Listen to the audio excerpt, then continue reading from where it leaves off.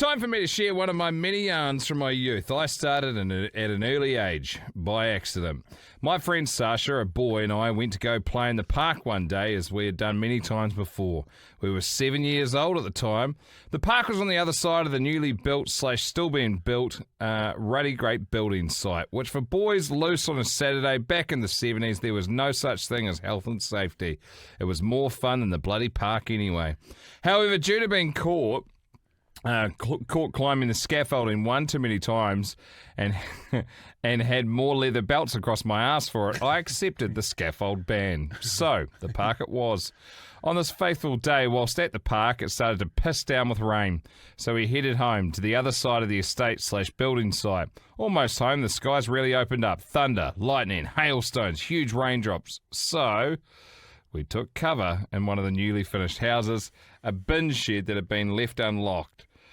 2 7-year-olds shivering and taking cover from the shite weather in a bin shed with a large open top barrel with what we thought was water, paper, bits of broken pallets and stuff. 30 minutes or so passed and the weather wasn't letting up. We're now shivering our little asses off and we just want to get warm. This is pretty adventurous. A couple of 7-year-olds. This is good shit. I'm all about it. This is exciting. We have paper, bits of wood, water to put it out. Let's make a small fire. But we need fire to start a fire. I tried the back door. It was open, but I knew I shouldn't be in there. The pilot light was a light on the boiler, so I fed a strip of paper in and got the flame we needed to start our little fire. With the fire lit, we warmed ourselves with what little wood splinters there were. The rain stopped, and so was time to go. We pushed the barrel of water over top of our little campfire and stepped backwards quickly to watch the water come gushing out of the bin shed while extinguishing said fire. I bet it's not fucking water. Now that's where this gets interesting. It wasn't fucking water. We watched the barrel tip, the water's weight pulling the barrel over, so the gallons of liquid sloshed against the back wall of the bin shed while picking up the embers of the fire, then ricocheted back towards the doorway like a fucking tidal wave, and then poof. Up it went. To see this wave of fire coming gushing towards you as an adult is one thing. As a fucking 7-year-old, yeah, fuck that. We were on our toes. We got to the end of the alley and split without saying a word to each other. He went towards his house, me towards mine. I sat at my bedroom window, my mum none the wiser at what was unfolding. I sat crying because the fucking plume of smoke I can see rising over the top of a couple of roofs a couple of blocks away. Fuck, I didn't realise we were almost fucking home. Shit, I'm so fucking dead. And then comes the sirens. Now we lived in a village where the nearest fire station was in Wokingham, 20 minutes away. There was a shit ton of smoke by the time those mofos got there. So now I'm sat in my bedroom trying to play and pretend I know fuck all about this. The front doorbell goes, it's the fucking police. Sasha and I had been spotted running from that direction. I shat my pants and spilt the beans on exactly what we had done and how in about 3.2 seconds. It turns out the whole row of 5 houses had gone up. Oh, shit. Fuck! Shit. But because the site manager had left the back door open and I was only fucking 7, we got away with it. Up the ones! The fucking was. Yeah. Man, that's the new record for the podcast. 5 townhouses. That's gnarly. So gnarly. I fondly recall, I don't remember much, but I wouldn't have been much. It would have been 1990. So I would have been about the same age. So I was born 83, 1990, my grandparents moved into this beachfront place at the Mount from this fucking awesome house that they had prior to that. That's another story altogether. And so we parked up, and I ran into this when I was mucking around on my bike, because they were sort of the same thing, free range. Like, you're at the beach, fuck off down the beach, go for a swim, go for a surf, go for a bike ride. See when you're hungry. Yeah, whatever. And it was a sweet little operation that they were running. And so I was going down I was riding my bike down, and I ran into this kid, and he goes, hey, what's your name? And I was, I'm Jane. He goes, do you want to have a smoke? I was like, I'm fucking 7. I was like, I've never had a smoke. He goes, come on into my house. My mum's at work. I'm just here by myself. He would have been the same age. He goes, oh, yeah. So we just basically smoked ciggy butts out of the... Smoke the actual butts. Yeah, like smoked them out of the ashtray in the lounge. And so then he had the lighter and we went down the beach and we're fucking sandboarding down the dunes and stuff. And then he goes, hey, watch this. I went and lit like a spinifex. And it just went, like, I remember, like, same thing. What's a spinifex? Like a June plant. Like Oh, June yeah, grass. okay, yeah. Yeah, and it just went, poof, and it just fucking went up. And this is kind of like, this would be summer holidays. And there's a bit of an onshore breeze. And so this thing just fucking, this thing teed off. And it would have burnt probably, I don't know. Every single one of those houses at that stage was $1 million plus. And in the 90s, it's a fuckload of money. I don't know what sort of insurance these things had on them. But they went right up to the dunes. And so it just went and went and went. And I remember fucking same thing, just peeled out. He fucking peeled off one way, I peeled off the other way, and we just ran along the beach, and I went up and into my grandparents' place, and I fucking sat there in the bottom, and same thing. I could just see the fire burning up the dunes towards us. And Pa was like, Jesus Christ, the dunes are on fire. I was like, what? And he goes, go and get the hose. And so I fucking ran out, was just standing there staring at this fire burning towards us, while every other house on the beachfront was fucking out there with their hoses. There'd be like 40 people in a row that I could see just squirting up with their shitty little fucking hoses. And so anyway, it was kind of one of those ones that turned up in like a story in the paper, and dunes caught fire and fucking young vandals, whatever it was. And I was like, holy shit, that is hectic. And so I was biking down to the shop, so basically had to go past where it went down to go to the local shops. And so I was putting, and this car backed out, and the guy stopped, and he goes, I fucking knew it was you. I know it was you, and I know it was that other kid that lives 2 doors down. If I fucking ever see you out there again, I'll kick your ass myself. And I was like, I don't know what you're talking about. He goes, fucking lie to me. Don't you fucking lie to me. I watched the whole thing. I was like, I'm so sorry. So sorry. I just want to go get a K-bar. Oh, it's so stressful. How have you not told that yarn before? Because I didn't even remember it until then. I was like, holy shit. Almost burnt down some of those expensive real estate in New Zealand. The kid's name was DJ as well. I fucking remember. I could tell you exactly what he looked like. I know named the kid DJ. Fucking pretty wayward setup that he was in. Like this, he will be in jail 100%. Like he was tattooing himself with a fucking compass and pen when he was 7. Like, holy shit. He goes, do you want a tattoo? I was like, I don't think so. He's like, dig, dig, dig, dig, dig, fucking Do you jabbing. want a tattoo? Fuck, he is so bored. It's like, yeah, exactly. This is like idle hands being the devil's plaything. Like, that was a perfect example of it. He had a lighter. No, this is pre-safety lighters. Fucking boom. But you should have seen how fucking fast this thing went up. Like, the dunes just hissed. That's so like, it was like we started like that because full lightning bolt. well, it went. It's like started. We're like, classic. It's on fire. And they're like, we better put it out. And we boof, stomped it. It goes, whoosh, and just split. Every time you'd stomp it, it would just multiply. So, I was a student nurse doing a placement on a surgical ward when I was given a handover from another nurse about a new patient that was admitted to our ward after surgery. The story was simply husband and wife getting a little fruity to celebrate Valentine's Day and decided to try something different. So they experimented with a courgette, yes, the vegetable. But it was, Out of all the things. yeah, but it was the husband that wanted to try it. So the good wife lubed up the courgette and the hubby's chocky starfish, all going well until the sphincter muscles kicked in and pulled the courgette right up his arsehole. Oh my gosh. Courgette's got tiny little spikes on them, don't they? I don't know. No, on the, not actually on the veg itself, on the end. Is that what it is? Tiny, very tiny. Don't really know my way around a veggie. You don't feel them when they're in the unit. Put it that Okay. way, yeah. Because of the lube on the wife's fingers and how well she'd lubed him up, it disappeared. Fear not!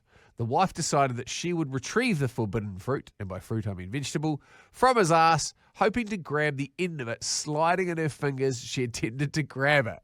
But the sphincter muscles gripped onto that bad boy, and well, her fingers accidentally pushed it in further. They desperately tried everything to get it out and ended up having to go to A&E for assistance. A huge dose of laxatives were first, but the hubby just ended up shitting himself, and it was decided that he would have to have the offending veggie surgically removed. I was told to keep my facial Tourette's in check whenever I went into his room and to not laugh. However, when I went into his room, the first thing he said to me was, just get it out of the fucking way. So I laughed so hard I pissed myself. They really should have just stuck with Netflix and chilling. Love your work up the waz. This story involves a girl. Let's call her Sam, because that's my fucking name.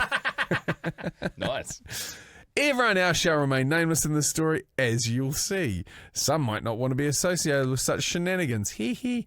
A while back, Jay mentioned Mungify, and old mate Keg. Oh. Uh-oh. Oh, fuck. Uh-oh. I spent half my childhood roaming the streets of Mungers. My mates and I were absolute beach bums, and crazily, Keg was in charge of us groms when I joined the surf club. So just fucking paint the picture. Keg, a very good friend of mine, we did the Pro Longwood tour together for 10 years, and we commentated on it. He's a lifelong surf lifesaving member. He holds world surf lifesaving records. Just the fucking greatest bloke you ever meet. He's the man. Hilarious as fuck.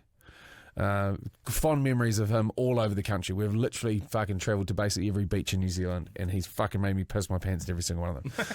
Anywho, this didn't last long for me, as I would soon discover drinking and partying, which seemed far more fun than sitting around watching people being dumb, swimming everywhere they're not fucking supposed to. Meanwhile, I'm drinking chocolate milk to cure my hangover. Actually, probably explains the lactose issues I have now, come to think of it. Nothing better than a cold Choco Primo, baby. I digress. The story I came to tell is about a wild night that started with my friend playing a round of Red Black, which is a card drinking game. So it's fucking literally the shittest gambling game ever. You have a deck of cards and you say what the next card is going to be, red or black, and then they flip it over and put it down. If you get it right, you don't have to drink. If you get it wrong, you drink. Fucking drink, and you keep drinking until you get it right. When my boss rings me giddily, get down here now. I was her live-in nanny at the time and had a weekend off. She worked at the tavern and was laughing down the phone. So the Mungify Tavern, famous drinking establishment in New Zealand. It's fucking great bit of kit. Actually co-owned by Machu from 660. Is it? Yeah, him and his old man. There's a bunch of guys here with their dicks out. Get down here. They'll buy you a drink. So being the curious creatures we were, we headed down the road, already slightly pre-marinated, to one of our favourite weekend party spots, the trusty Mungify Tavern. As we walked towards the front door of our local, I can still remember the sweet aroma of stale alcohol crusted into the carpet. It hadn't been changed in over 20 years. Such a wonderful reminder of all of our favourite bands playing and us going fucking ham in the crowd while we splashed our drinks around like sprinklers riding racehorses. Great visuals. Somehow, simultaneously, headbanging and making our hips swing, said like Savage, yeah. Swing. It's actually quite an art to master dancing this way and not spilling your piss. I digress again. As we braced ourselves for what we expected to be a couple of creepy geezers with their todgers out, we were both pleasantly surprised to see two very good-looking lads with their peckers flopped out, laying so nicely on our favourite bar, beside two drinks my boss was pouring us. I believe the words stunned mullets would best describe the looks on our faces.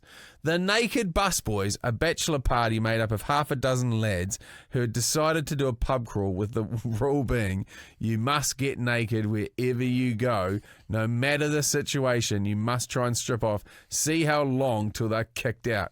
Safe to say, they had been kicked out of fucking many places, many local restaurants, bars, cafes, shops. Basically, they tripped around the coastline, stripping down at every opportunity. I believe this was the era when puppetry of the penis came out, and seeing penises in the wild had become more accepted. Side note, I have another story about meeting one of the guys from Puppetry of the Penis. If you're keen to hear, let me know. Yes, very keen to hear that story. Fuck, I went out on a massive night with the Puppetry of the Penis lads and fucking punched on with some dudes. It was awesome. What? Someone bumped. Note for Monday's podcast. Yeah, how fucking the Puppetry of the Penis dude bet the fuck out of this person. It was awesome. Beep. Oh, where are we? So where were they from? I'm unsure. Where were they going? I'm also unsure. I cannot recall any names, and things are a little hazy, I'm guessing, because of the copious amounts of alcohol that was consumed. So we walk in. Two schlongs are on the bar. There are other guys walking around with just no pants on, and after picking our shock jaws up off the crispy carpet, we sucked down a couple of bevies and got to chatting. And after hearing of the chaos that they had left in their wake, the manager came over and politely asked them to leave. As they had a great kids area for the families to enjoy, but parents weren't too keen on the picnic table full of unpantsed patrons. Why? I will never know. Anywho, we were invited to come along for a few more drinks and a swim. Crazily, we climbed in one of those smaller rent-a-bus 4 seats, 4 bench seats in a row with these pants unknown, completely naked group of boys. Fuck, brave. I could only describe it as some sort of wild American spring break vibe, boys gone wild sort of shit. It was hilarious. We sat in our seats, beers in hands, just pissing ourselves as we watched all the boys' bits bouncing around the bus like a cup of bouncy balls dropped in a plastic tub. I've never laughed so much in my fucking life. Music blasting, people knew they were coming, and everybody couldn't help but look out every window. Was fucking bums, elbows, heads, whatever they could fit out of those tiny little fucking sliding doors. Anyone driving or walking past was not only flashed but invited to join the naked fun, driving around leaving a trail of stunned or cracking up faces everywhere they went. Now, being such a beautiful day in Mungers, there were many spots that we could head to for a dip, but the first place we come to is the Causeway Bridge. So the Causeway Bridge is the fucking big bridge just as you're getting into town, which happened to be one of the busiest roads in our little town. But it was summer holidays and the roads were fucking pumping, cars every few seconds. This is where our new exhibitionist friends caused quite a kerfuffle. People were stopping to laugh and join in the bomb comp that quickly started. Now imagine let's say Norma, because that's her fucking, I don't actually know her name, comes driving down the road off to pick up her milk from the Foursquare, and there's half a dozen fucking butt-naked young men streaking all over the road and flying off the bridge. They kindly invited her to party, to which she angrily refused. Safe to say, old Norma was quick to call the popo, and it was time to move the party on. We ended up back at my boss's place. Kids were away, just FYI. Which is now very blurry, but the main images I have burned into my memory box are naked guys in nearly every room of the house. My boss brought out her proper horsewhip, and things got funnier as we now had naked man-horse races in the backyard. With the boys itching to burn something, they decided to invite us to their camp. Now, somehow, again, it was only the two of us girls, but a different friend this time, and we were off again in the bouncy, bouncy bus. I still don't know where exactly it was that they took us, super safe, and I'm not certain that they knew either, but before we knew it, we're driving through a farm gate, parking next to an old farm shack. It is unknown if they knew the landowners. Everyone piled out of the bus, started setting up camp. Needless to say, the night got crazier with the tent up. Music pumping, bonfire raging. It wasn't long till us two girls, very well marinated by this time, decide to bet each other. Who would sacrifice the most clothes to the fire? Oh, no. Being that we didn't wear much back then, it didn't take fuck all for us, and we were both naked as the day we were born. This ramped the party up a couple of notches. My favourite memory is looking up on the roof to see one of my best mates, Starkers, beer in hand, reaching out for the sky, cheersing everyone as she pops a squat and takes a piss right up there on the roof. We're pretty happy to be let feral, and we sang and danced around the fire till the wee hours of the morning, and things then got far less fun for us as it got cold. And did I mention we threw our clothes in the fire? So we piled in a tent, snuggled up till the next morning, stealing random shorts and tees off the floor of the bus. We got dropped off back at my boss's house. And like any great walk of shame, the local bros were out building the houses next door and spotted us. Emerging from this bus, an oversized, clearly not ours attire, cans and bottles overflowing out the door, looking and feeling like we'd let the leftover remnants of the bonfire from the night before, and very quietly waved goodbye, all hoping to never see each other again. My friend and I crawled very gingerly inside to die a slow hung dog death, still a top highlight reel in my life's memory box. Okay, that's enough from me. Till next time, up the wires, love the potty, go long, go hard. Much aroha, Sam. Yeah, that's great. It's fucking well done. Core memory unlocked. Yeah. One of those days when it's the random days that are the best days, eh? You just completely unplanned. You're like, whoa, they're going to win us. You just go, yes, and before you know it, you're fucking halfway to Alaska on a Russian fishing trawler with no passport, and you're stuck on board. This one here from Jay Gibson. Jay Opatai spells his name like this. Jai also spells his name like this. So it could be Jay or Jai from Ear. And this is under the category of Marines banter. Hi, fellas. Jay here. Fuck, I don't want to fuck up a name like that because he's in the Marines. Apologies if I fucked it up. You've offended enough people in your career. I wouldn't worry about one stinky little Marine. Yeah, but these people were trained killing machines. Anywho. Jesus, like, Brother why Jay the fuck here. did you call him a stinky Yeah, Marine? fuck, mate. You need to disappear tonight. You're gonna be found. All I'm saying is I've had my brakes cut before and it's not that bad. Yeah. Fucking get your brakes, just blow your car up with you, innit? Anywho, Jay here, Royal Marines. My mate Yanto was forever playing pranks, jolly japes he called them. He was clever and was always on the lookout for any attempts at revenge. We were skiing in Norway and in the evening we hit the bar. As doth happen, he needed a slash. There was a big old queue, so he decided to pop outside. I thought, why not? It'll freeze in no time. It was minus 22 degrees centigrade. Fucking freezing. in other That's words. so cold. Yeah. As he was only outside for a minute, he was only in a thermal t-shirt. He was peeing next to a metal bin. I saw my chance and I fucking took it. I shoved the bin towards him and being ice cold, I grabbed his dick and latched on. Fuck. Oh my God. What are you at? It would have been like a fucking magnet, just fucking...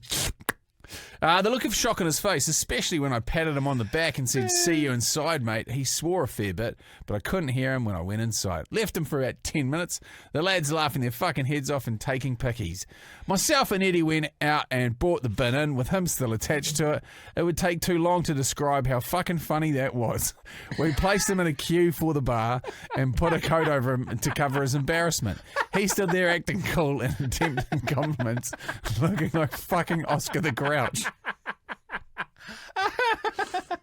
This is such a good Accepting fucking the compliments for being clever enough to bring the bin in to the bar so people could throw their bottles in, which was going by his face. Hurt every single time everyone hit the place he was attached to it. Eventually, the bin warmed up and he detached himself to a rousing cheer from the fellas. It didn't deter him. 2 days later, the dunny I was sitting on fucking blew up.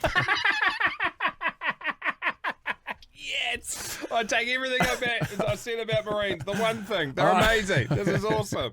I'm not talking about just the water. I'm talking fucking hospital time. He split my ass in half. 2 days later, released 7 stitches to my old bum to hold my bum hole together. Back with the lads, sweet ass fellas up the waz. To hold my bum hole Fucking together. hell. Wow. Checkmate. That is fucking around. This is a bit of a longie, but it's a goodie. This is from Olive. Smuggled a stone in my pussy through 3 countries, starting in Cuba, flying home to New Zealand, because my sister's partner had died unexpectedly, and I only got to talk to her for about 5 minutes before I managed to get flights home, and she was devastated. I asked her, is there anything I can do before I got home? She said, bring me a stone from the beach. I was paranoid that I'd get caught and wouldn't make it back for the funeral, which I didn't anyway, turns out. So I put it where I figured no one would find it. When I got to Chile, I got my bloody period, so I had to also use a sanitary product. The drug dogs stopped and sniffed me, and they were looking at me, which made me turn red and sweat, but after a few minutes they passed. Fuck me, that bloody dog must have smelt the blood. So with a stone in my... What is happening? With a stone in my cunt and bleeding like a stuffed pig, I made it home after 76 hours flying or in airports. Retrieved the bloody thing, gave it to her, and felt like a legend, but clearly not the time to mention all of this. A few years later, I asked where the stone was, and she'd given it to the kids and they lost it. If only they knew the effort I fucking put into bringing that thing home. What? There's no one else like me. And another one. Just quickly to unpack a little bit of that. How does that make your partner die any better? Bring me a random stone from the beach. Fuck, I don't know. Well, what can you do? I'm devastated. I've lost my life partner. Can you fucking drag back a pebble in your vagina for me? That'd make things way better. Not to mention, you don't need to put it, you need to smuggle it. It's a stone. Just put it in your fucking bag. It's not like it was a boulder. It would have been the size of like a fucking cream egg. This one here is from Davidos. in Melbourne. Kids are dicks. Fucking hooroo there, fellas and fellettes. Been listening to the bulk of NFR on Spotify while driving around for work and love the show. I thought I'd drop in a yarn of my own for your pleasure about the day my daughter nearly killed me at a play centre. Bit of a long one, but I hope it gives you a bit of a chuckle. I thought I'd read it for a second. Oh. As a lifelong martial artist, Yeah. my spare time away from work usually consisted of either training or spending quality family time with my little darling girl, watching fights and sinking cans of piss. I had a day off work when she was about 5 years old, and after a morning of trying to keep up with a firstborn fuck trophy, I was completely fucked and thought I'd take her to a play centre to try and flatten her batteries. They need it. You know, they need to do kids' hamster wheels. Yeah. Not the $1 million idea. Just cast out there for free. Yeah. Off we went to the nearby kiddie funhouse where I ordered a shitful coffee and a bowl of cold chips. My daughter, let's call her Jordan because that's her fucking name. I didn't feel like saying that for some reason. Hit the ground running and launched herself full noise at the equipment. Looking around the room, all I could see was middle-aged ladies paying zero attention to their little rugrats, also sipping shitful coffee and having a grand old time catching up with their friends. The fucking noise in that place was off the charts. Fuck me. If it didn't sound like every kid in the joint was screaming through a fucking megaphone. Why do they put noise proofing around, soundproofing Vortex, around that? motherfuckers. Get Do it. you understand it? Yeah, or even just in the parents area. I looked out to see that my little cherub was up to and noticed her bouncing away happily on the jumping castle. This castle was a bit different to the usual ones, ones you see, as it only had two walls in an L shape. As I looked on, I noticed another kid about 10 years old going full tilt on the same castle, knocking kids over, bouncing off the fucking walls like he was trying to escape through them and fully sending it himself without a care. Well, the inevitable happened and Jordan got sent flying. She's a tough little nugget, so no tears, a quick dust off and straight back to having the time of her fucking life. And then it happened again and again and again. At this point, the boy was clearly targeting her, and I thought it was time to step in until Jordan decided to take things into her own little hands. Now, I should say at this point, I don't condone child sport fighting or violence, but what happened next was pretty fucking epic. But can I just say that's really believable from a lifelong performer of mixed martial arts? Geordie rolled like a sausage towards said boy until her chubby little body stopped the feet of the kid from moving, at which point she kept rolling, making the kid fall back first to the awaiting blow up landing. Fall back first to the awaiting blow-up landing. At this point, she crawled up on top of him and gave him 3 of the fucking best rapid succession jabs to the face. Rolled off like nothing had happened and happily bounced away.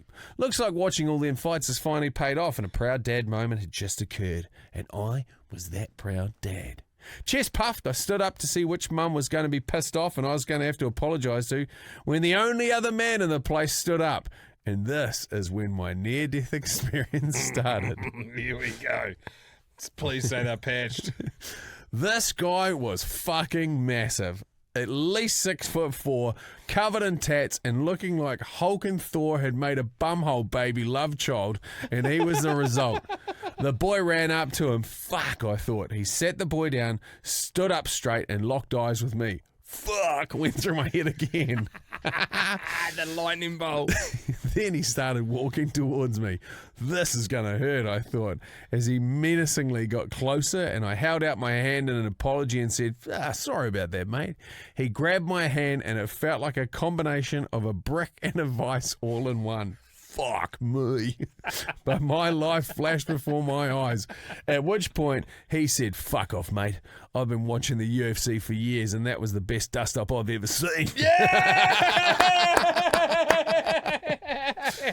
Well, my anus relaxed so much I almost shit myself, dancing the 5 cent, 50 cent waltz for what seemed like an eternity. The visuals. He smiled and whispered, "Little fucking shit needed a good smacking anyway. He'll be right. I wish these joints sold piss and got not this shit coffee." He's a fucking lad. He's a lad. As my heart returned to its normal rhythm, he said, "Actually, I got a couple in the fridge in my ute. Want one?" So off to the car park we fucked, sat on his tailgate and knocked down a couple of tubes while Geordie bounced, ran and squealed away and the boy child sat snobbing and bleeding from the nose. Well, I hope this story gives you a little giggle, legends. Keep up the great work. Go long, go hard, and you little fucking beauties. Cheers, Magic. Dave. Cheers, Dave. That is great stuff. Great turn of events. Could have been Yeah. a fucking real bad day for Dave. Man, they could be best mates for life after that. Like, that is How how do you guys meet. meet? Yeah, his daughter beat the shit out of my son. Yeah, the son's getting tattoos at 9. Hard to believe. Yeah. I was a sophomore, love that, in high school here in the States, and my sister was dating one of my friends. This particular night, I had to drive him home due to his car not working. Luckily, he didn't live far, but on his way to the house, we almost hit a Porcupine in my dad's Hummer H3. Fucking America! I didn't even How was that? Sophomore, sisters banging your mate, driving home in a Hummer and almost hit a Porcupine. That's fucking America bingo. Did it say anything about banging his sister's mate? Did you make that up? No, that's his mate is banging his sister. It says, oh, yes, you're right. See? How'd you miss that? Jeez, important details. I didn't even know we had fucking Porcupine in northern New Mexico. How's that? Well, we get to his house and I look at the side where I almost hit the prickly bastard and no damage, just 3 quills stuck in the front driver's side tyre. I decided to take them out and take them home with me. Cool. So off we go back to my house after dropping my sister's boyfriend off. I'm holding the quills and then decide to make the stupid decision of putting them in my lap. Oh, did I mention I'm wearing basketball shorts? I get home and get out of the car and I start turning my body to slide my ass out of the car and yep, you guessed it, I get 3 sharp pokes in the old nutsack! Oh, fucking hell. So I'm hoping that he goes on to explain how the porcupine quill is made and what the makeup of it is. I yell, "Fuck me!" and I start hitting the steering wheel. I try to gather myself and waddle inside. Now this is the tricky part. I got to get these 3 bastards out, but somehow without going to hospital. I couldn't even bring myself to tell my dad. So here I am, 16 years old with 3 porcupine quills in my nutsack. I try to take one out. Christ, this hurts. And I come to realise these things are barbed at the end. Yeah. Fuck me. 45 minutes go by and I get the first one out. I am sweating, crying, and also there's a little bit of a chuckle. Okay, time for number 2. And that one came out in about 20 minutes. Not so bad as the first, still sweating my ass off. Not so bad. Oh, not so bad as the first. Still sweating my ass off. And moving on to number 3. Sweet baby Jesus. 55 minutes later, my nuts turning as red as a tomato. The final bastard comes out. I throw the quills in the fire. And now I have high respect for porcupines. In the end, 2 hours, a lot of pain, and pulling, we got them out. The lesson here is, don't put porcupine quills in your lap. Pretty obvious. Now, love the podcast. Go well, go long, and up the wires. Dear fellas and fellette. Have we got a name? Anonymous. I will keep it anonymous at this stage. Okay. Until very soon. My name's Alex from Melbourne, Victoria. Yes, the same bloke whose dog got a wristy from a vet a few episodes back. Welcome back, Alex. I have a yarn from a recent stag do. Strap in, because she's a rough one. So in traditional fashion, the entire event was organised by the best man, who we will call Adam, because that's his fucking name. Adam is my younger brother and a quieter individual who garnered firm approval from my missus when I told her he was going to be my best man, as she knows my group of mates are a loud and rowdy group of degenerates who I love dearly, so she thought my brother would provide a more tame event. Oh, it's his stag. Good stuff. Okay, how fucking wrong was she? The evening started with a nice dinner and drinks, which progressed to more drinks and several shots at a bar. The older blokes left for the night. However, a wild card decided to kick on with the lads. My father-in-law.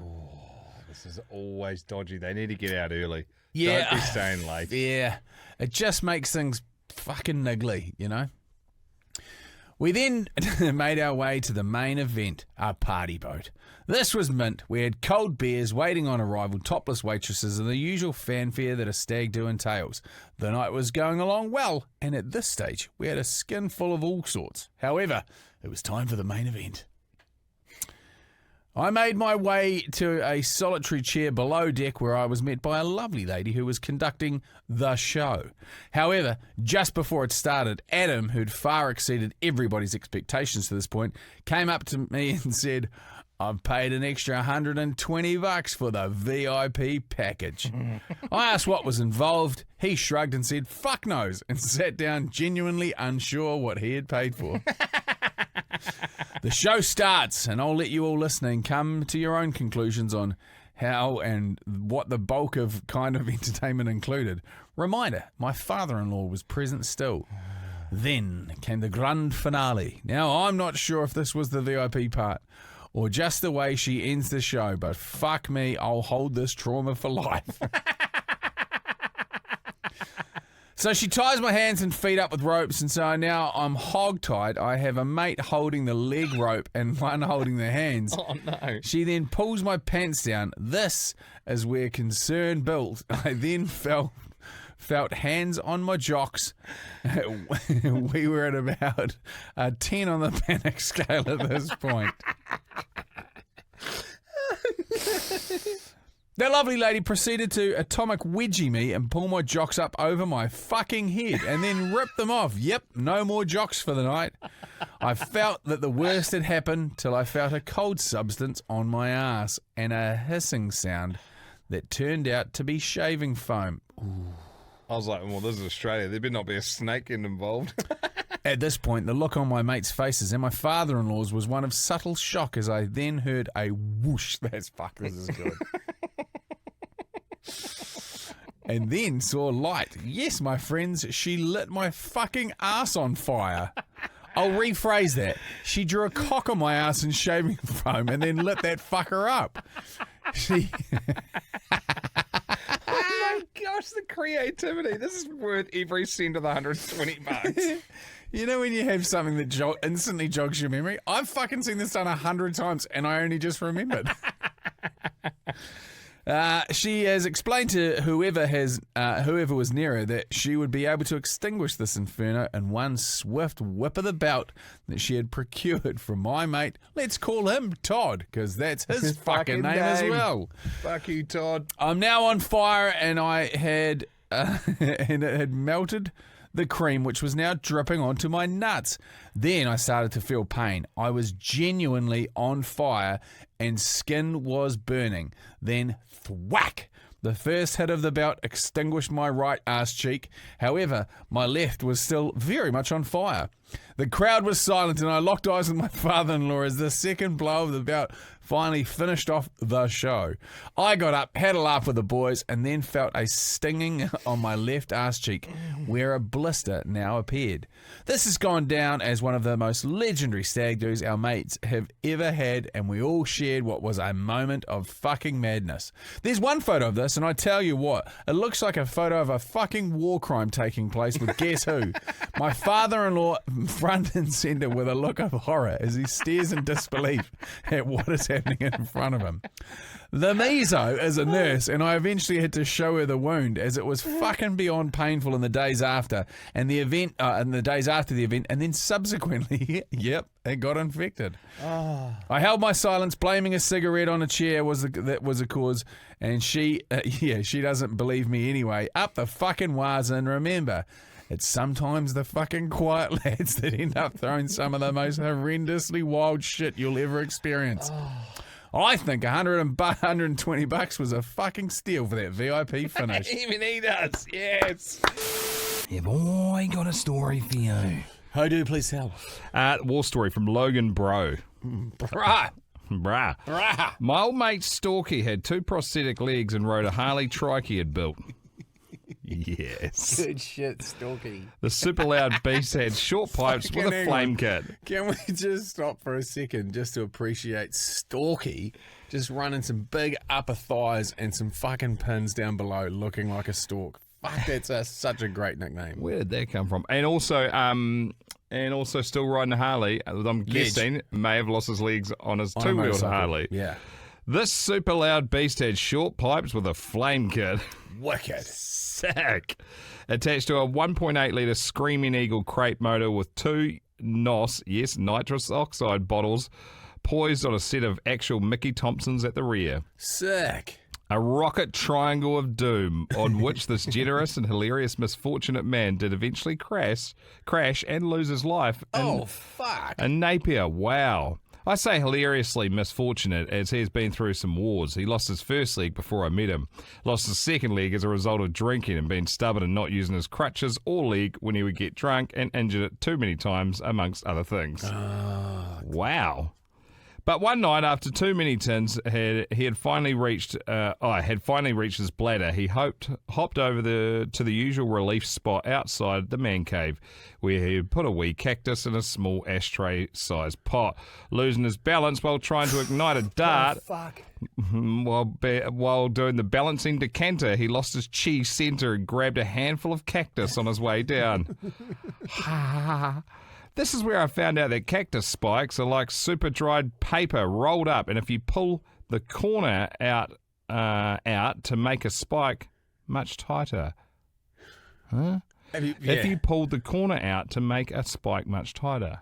So I guess when you try and pull it out, it just fucking doubles down. Yeah, okay. Apparently, once they stab in and reach wet blood, it doesn't take long for the wet end to start unraveling, thus drilling said spike into your bloodstream. Fuck, that's what it is. Okay. The doc said hopefully they will find their way out before they track around to your heart, which is a really scary thought. The scary part was guessing where the next one would poke out and do the same drilling action on the way out. The majority were along the same arm, however the rest were along his thigh and good leg, followed by the inner thigh and groin, even as far as his stump on his lost leg. This went on for months. Jeez, cactuses are terrible things. Furthermore, old mate's skin was pussy and weeping in massive amounts. As it turns out, he also got some effed up incurable skin disease from cats pissing on his cactus. I had a guy, I knew a guy who also was a motorcycle racer, and he used to pick the weeds out of his a garden when he'd sit there punching a dart. And it was like a garden bed that he would sit on, and cat pissed on the garden bed. Basically, he got this thing which ate the fucking vision out of his eyes. What? Yeah. So he must have rubbed his eye and just got some weird-ass fucking cat piss-driven disease. Obviously, pro-cat. Which is, this is tough information to hear, being a pro-cat podcast. But yeah, it was fucking horrendous. Basically, just ate across his eye. As a local crane driver, his coffin was paraded around Hawke's Bay on a gigantic mobile crane for his funeral procession. What? Edge. He was truly one in a million and went out doing what he loved most, but I know you get a kick out of you sharing his story. What an absolute weapon. There are some incredible humans in the Harley-Davidson community in Hawke's Bay. Yeah, there's that person that runs the coffin carrier Harley, eh? Have you seen that? There was a sale not long ago. Yeah. Yeah, fuck. We went down there. I went down there to pick a bike up. I bought a Springer Softail down there one time. Went down with Coro Kev. Yeah. And we stayed at Knacker's place. Knacker's got a mad setup. Cool guy. Once again, another awesome bikey, hot rod builder, just all round legend. Just back to the crane situation. Do you think he was like they were hanging off the end of the crane, driving along? Fuck, that'd be pretty cool. Like a fucking big wheeled scorpion with him as the drop of poison hanging off the front of it. Yeah. I think it was more like they put him on underneath the boom or something. Yeah, okay. Either way, I would have pushed pretty for that. fucking I would have pushed for that. just High risk, high reward. swinging around. Yeah. Fellas and fellettes, some years back I started a new job and had a bit of a reputation for getting amongst the ladies. The boss knew about it, and one day when he came into the crib room at lunch, he spotted me on Tinder. What's Tinder, he asked. Well, is it like a dating site? Nah, it's more like a fuck site, I responded. All right. With that, he sits down next to me and I start swiping the rightening. Seconds into it, he says, hey, I know that one. And me thinking he's pulling my leg, say, yeah, right. He responds, give me your phone for a second, and proceeds to pull his out, make a call, then give hell to the person whose profile I'm looking at. What the fuck are you doing on Tinder? He rages. It's just a joke. The girls put it up, I hear in response. I grab my phone back and have a look, and the other guys in the crew are instantly watching intently. I look at the profile and realise that she shares the same last name as my boss! Oh, shit. I've somehow inadvertently stumbled across my boss's daughter on Tinder while he's sitting next to me in the crib room. No, not one to waste an opportunity, and whilst the other boys are now in stitches realising what's going on, I shout out to the boss so his daughter can hear through the phone, "Hey, hook me up!" The boys lose it even more. He's got the shits and she's trying to get out of a bloody awkward phone call with her dad. He leaves the crib room and life carries on. It gets better though. Later in the arvo, I'm starting to pack up for the day, sweeping the floor, and he opens the upstairs office window looking for someone, spots me and pauses for a moment before he says, finger pointed at me, "You don't fuck my daughter." To which I laughingly replied, "No worries. I've learnt not to shit where I eat. But that said, if I suddenly become unemployed, she's fair game." He spat chips for a bit, then slammed the window closed, and that was that. Later in the Arvos, we're all gathered together ready to leave. One of the boys was standing off to the side looking at the sky. One of the other guys says, "Hey, what are you looking at?" And he replied, "It's a nice day, isn't it? A nice day to be on Tinder!" The boys lost it again. The boss went a few shades of red and told us to go home, and off we went. To this day, I don't know if threatening to fuck my boss's daughter was a smart move or not, but by all accounts, I was the longest serving person in that role I had, so I think it worked. Have a good one, boys, and say hi to your mums for me. I'm the reason why the toilets were broken and a plumber was called all those years ago. During my time studying, I ended up with a bunch of military MREs. So MREs are those meal replacement things. Yeah. They only had meal rations or whatever they're fucking called. They only had a few weeks left on them. My flatmate, not wanting the meals, was going to throw them out, but I took them not knowing what I was getting myself into. Here we go. For those that don't know, US military MREs are deliberately designed to make you constipated so you'll be on patrol and won't have to go. Yeah. If you're lucky, you'll go every 2 days. The only warning I got from my flatmate was make sure you drink plenty of fluids and eat them with hot sauce. I did not drink plenty of fluids. On average, I drank half a bottle of water every day, and I ate the MREs for breakfast, lunch, and dinner. Everything. I ate it all, and the care package was huge. I only had a few weeks to get through them before they expired, and yes, I did eat them with hot sauce. Anyhow, I only realised that I hadn't shat in 3 days on the Monday in my first class after passing a pretty nasty fart, and come Tuesday, Operation Shitstorm for my guts had arrived after I blew the week's beer budget and bought a packet of grapes and smashed back 3 cupfuls of coffee.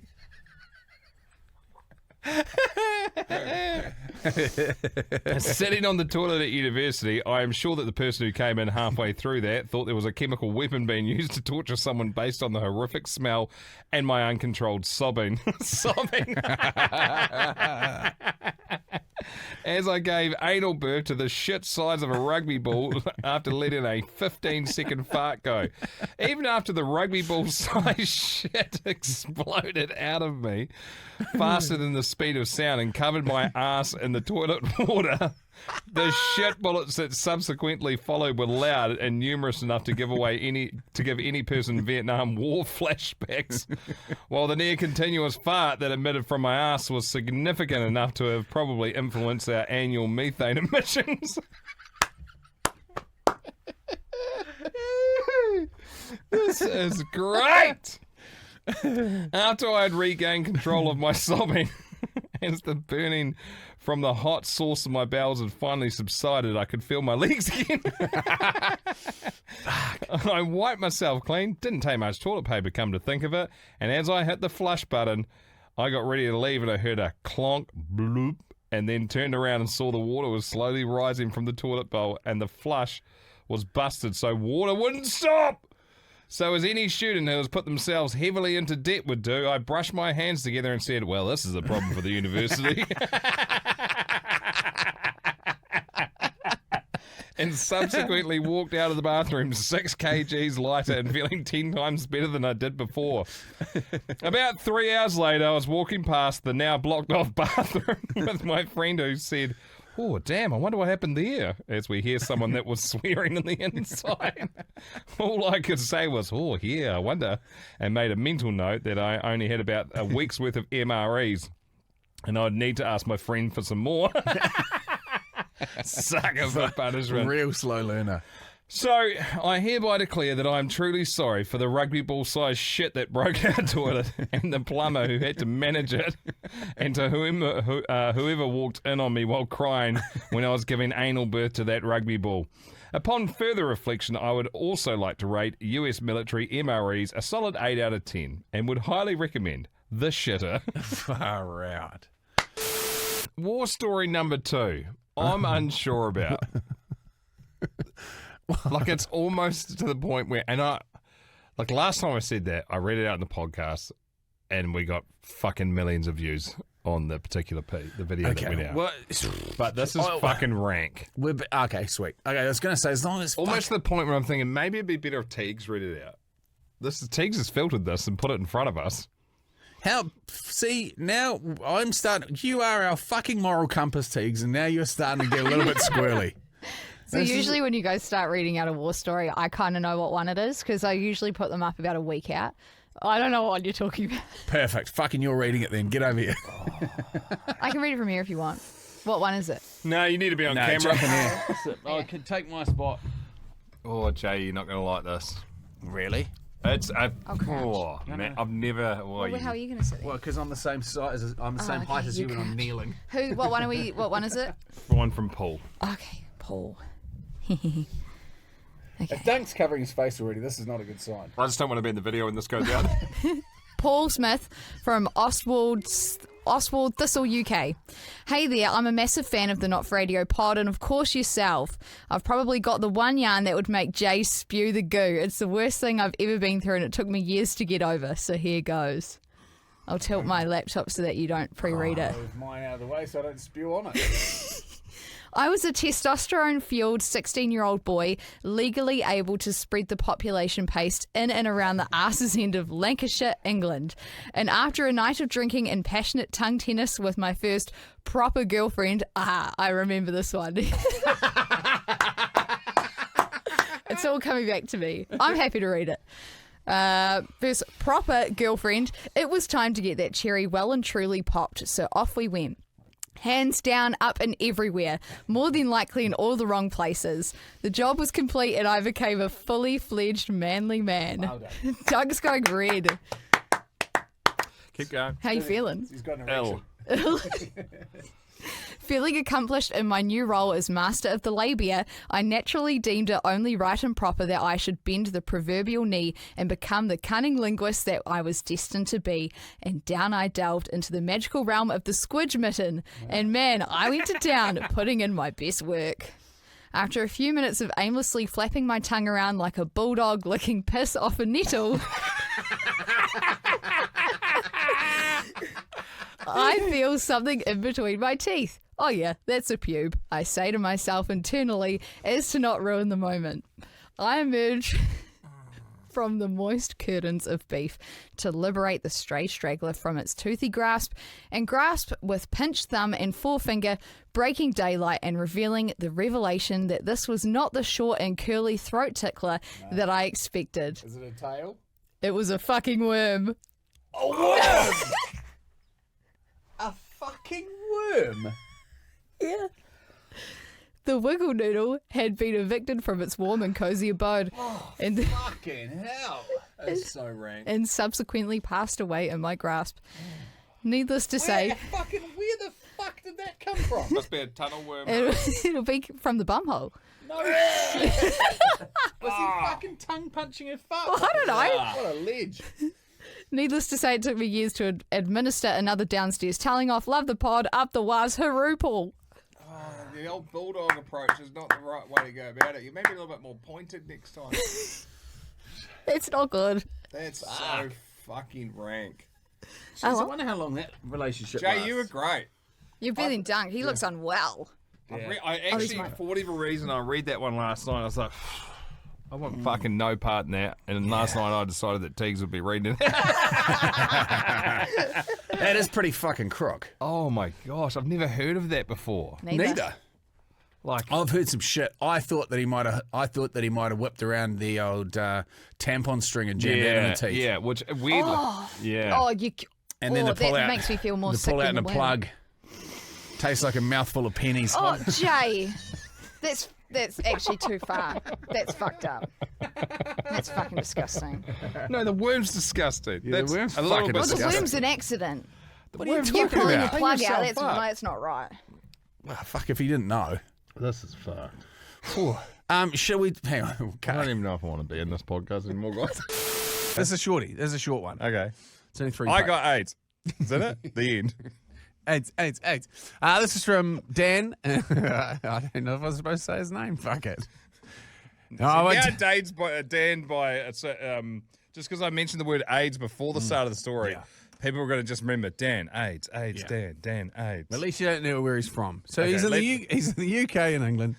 Let's read the story about Dan, who definitely doesn't have AIDS. Yeah. A friend called me up once asking me to meet him down the pub. He sounded like something very bad had happened, and he said that he needed somebody to talk to. Straight up, I'm wondering what's going on. Is he all right? Is a family member unwell? Has he had his heart broken or something similar?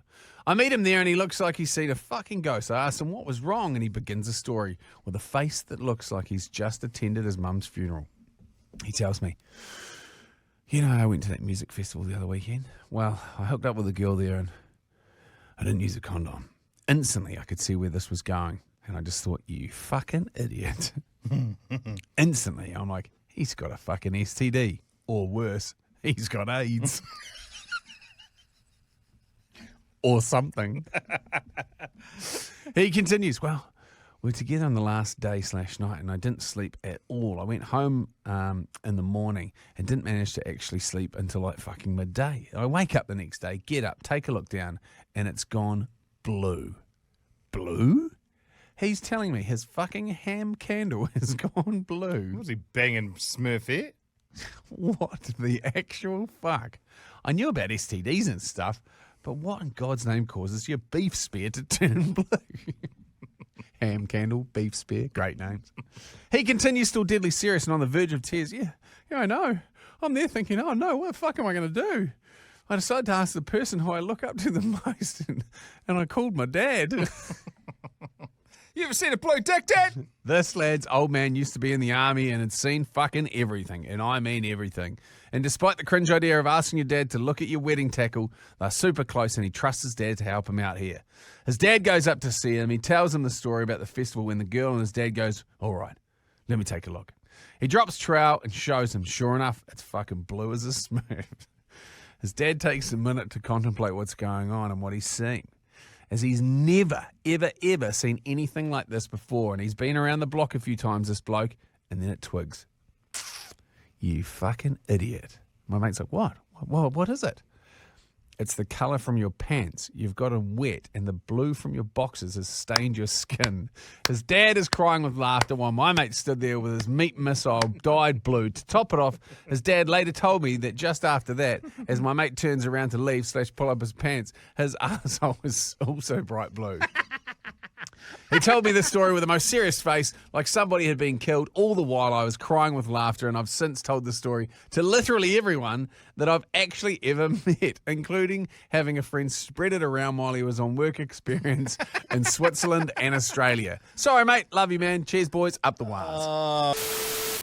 This from Nige James, South Australia. G'day, fellas. Love the potty. My best mate growing up got himself in a new and wonderful predicament every weekend and could do a podcast just on his stupid antics. But here is just one for you. We had just finished school and a group of us decided to go on a cruise. 4 18-year-old lads in the cheapest room we could get for 12 nights of solid beers cruising the Pacific. Great idea. The cheapest room meant we were on water level with no opening window. Just a glass porthole to look out of. We boarded the boat about 1 p.m. and the group decision was to absolutely fucking send it on night one. In our group, we had that one mate. Let's call him Luke because that's his fucking name.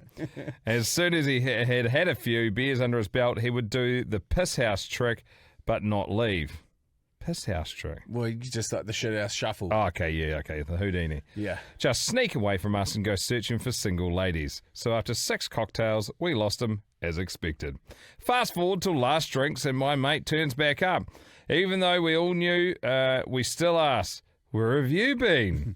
He said he had met a beautiful lady and had got to know her. He described our room situation. They decided to find a secluded deck and chat. Found one right at the front of the boat. Isolated little deck right at the front. Perfect for the moment. Just like a fucking scene from Titanic. Except it turned a little more X-rated and old mate got a little blowy. Then they parted ways. The next morning we were hungover, laying in bed, waiting for the bar to open. So I was flicking through the TV channels on board and came across a live stream channel. It live streamed a camera from the front of the boat straight to their website and to every TV on the boat. Right at that moment, old mate Luke rolls over in his bed and looks at the screen and goes, "Hey, what is that?" "That's the deck I got my blowy on last night." He had taken his lovely lady to the deck that was live streamed to the fucking planet. Luckily it was 2005 and unless people were watching it live, we can't watch it again. Thanks fellas and fellas, keep up the good work. I got sent this, or Teague sent it through to me from Turbo Chicken. Says, about 15 years ago, me and the boys were on a 3/4 day bender and I was ready for bed, so I grabbed a cup of water to ease myself before bed, hoping not to feel like shit the next day. Went to bed around 2 a.m. and everyone else wasn't far behind. I woke up around 4:30 with mad cotton mouth, so I took a big mouthful of water, then felt some form of food particles in my mouth. Little did I know, before bed, one of the boys passed out on the bed next to me and had a tactical vomit into my cup of water. To avoid it going to the floor, I jumped up, ran to the bathroom, holding my vomit mix with someone else's vomit in my mouth. Still to this day makes me feel like vomiting just thinking about it. So he vomited into the cup of vomit. Yeah. Fuck. That's tough. That is one of the worst ways to wake up, I'd say. I haven't actually heard of a worse one. This is from Dan in Shropshire in the UK. And to the English fellas too, the lads from the UK that I met in Byron. They're like, fucking hell, I didn't hear many stories from the UK. Fuck, we get a lot from the UK. Yeah, I reckon the majority UK, aren't they? They're generally fucking hilarious. Anyway, after hearing Metal Dick Nick's story, I thought I'd tell you mine. I was 18 and I booked in a tattooist for an eyebrow piercing. However, when I arrived, everyone in there had an eyebrow piercing, so I changed my mind and asked for a Prince Albert. Oh, shit. Now, at this point, I didn't have any piercings or tattoos, so I had no idea what I was about to experience. I was called through for my appointment, and I didn't have the pleasure of a fit woman doing mine. My technician looked like he was a long-serving member of a fucking well-known motorcycle club and possibly did powerlifting as a hobby. That's what you want punching it through the end of the Yeah. old fella, I think. I don't Yeah. think you want dainty hands. You want to just get the fucking job done. I was instructed to take my trousers down, sit on a reclined chair similar to a dentist setup, but that's about where the fucking similarities end. This huge fella grabbed my dick with a pair of surgical pliers and after dipping a cotton bud, or Q-tip, whatever you want to call it, into what I presume was numbing cream, stuffed it down my chap's eye and promptly left the room. Approximately 5 minutes later, he returned, sprayed my old fella with some sort of freeze spray. The cotton bud came out, and the needle went down. He pushed it straight through the middle of the banjo string. A tapered, curved bar was pushed back through, stretching the hole to about 2 mils, and the ring was put in. Job done. Swollen and sore, I returned home. Pissing stung for a fucking first few times, but a few sea salt baths, and that was not too bad at all. I was in a pretty new relationship at the time. My girlfriend was not impressed with the surprise, and I ended up taking it out for sexy time as she was worried about it hurting. It spent more time out than in, and the hole started to heal. Oh, hang on a minute. How much sex are you having? Yeah, had a boy. Big claim. Had a boy, Dan from Shropshire. I don't sleep, I sex. Yeah. You find the only time I'm lying down, I'm on top of someone. It spent more time out than in, blah, blah, blah. Putting it back in got more painful. So when that relationship fizzled out, I went to a different tattooist and asked them to stretch the hole so I could wear the ring again. They said the previous one had been done right, so they hadn't been done right, so it's best to re-pierce. This time there was no cotton bud or freezing spray. It was a needle and tapered into a tube with a ring already in the end, and the gent doing the job looked like he was probably a member of the same motorcycle club as the previous. The needle went down, came out just to the right of the banjo string, and then he wrapped my todger in kitchen roll and sent me away. I got part the way home and noticed the blood in my khaki shorts. A lot of it, and it didn't seem to stop. I called the tattooist and he recommended Preparation H, which is an ointment to stop piles bleeding. I had to run into the pharmacist with legs and shorts covered in blood to purchase the required cream in a state of panic. It bled for about 4 fucking hours. Oh, bro. This new ring was 1.6 mil in the sort of gold-coloured titanium. I preferred the stainless, so as I was already in pain, I decided to stretch it at home. I said, "You fucking idiot." Oh, no. What's he got in his head? Fucking hell, you're about to find out. I got one of my mum's knitting needles. No, it doesn't say that.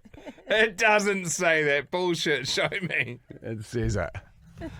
I got one of my mum's knitting needles. It says that. And put it in the kettle and left the lid off and boiled it. Fucking forced it through the new piercing. A bit only 0.4 mil needed and got the original 2 mil ring in. Job done. Fast forward 18 to 43 years old, 25 years of sit-down pisses, 2 teenage kids and 16 years of marriage under my belt.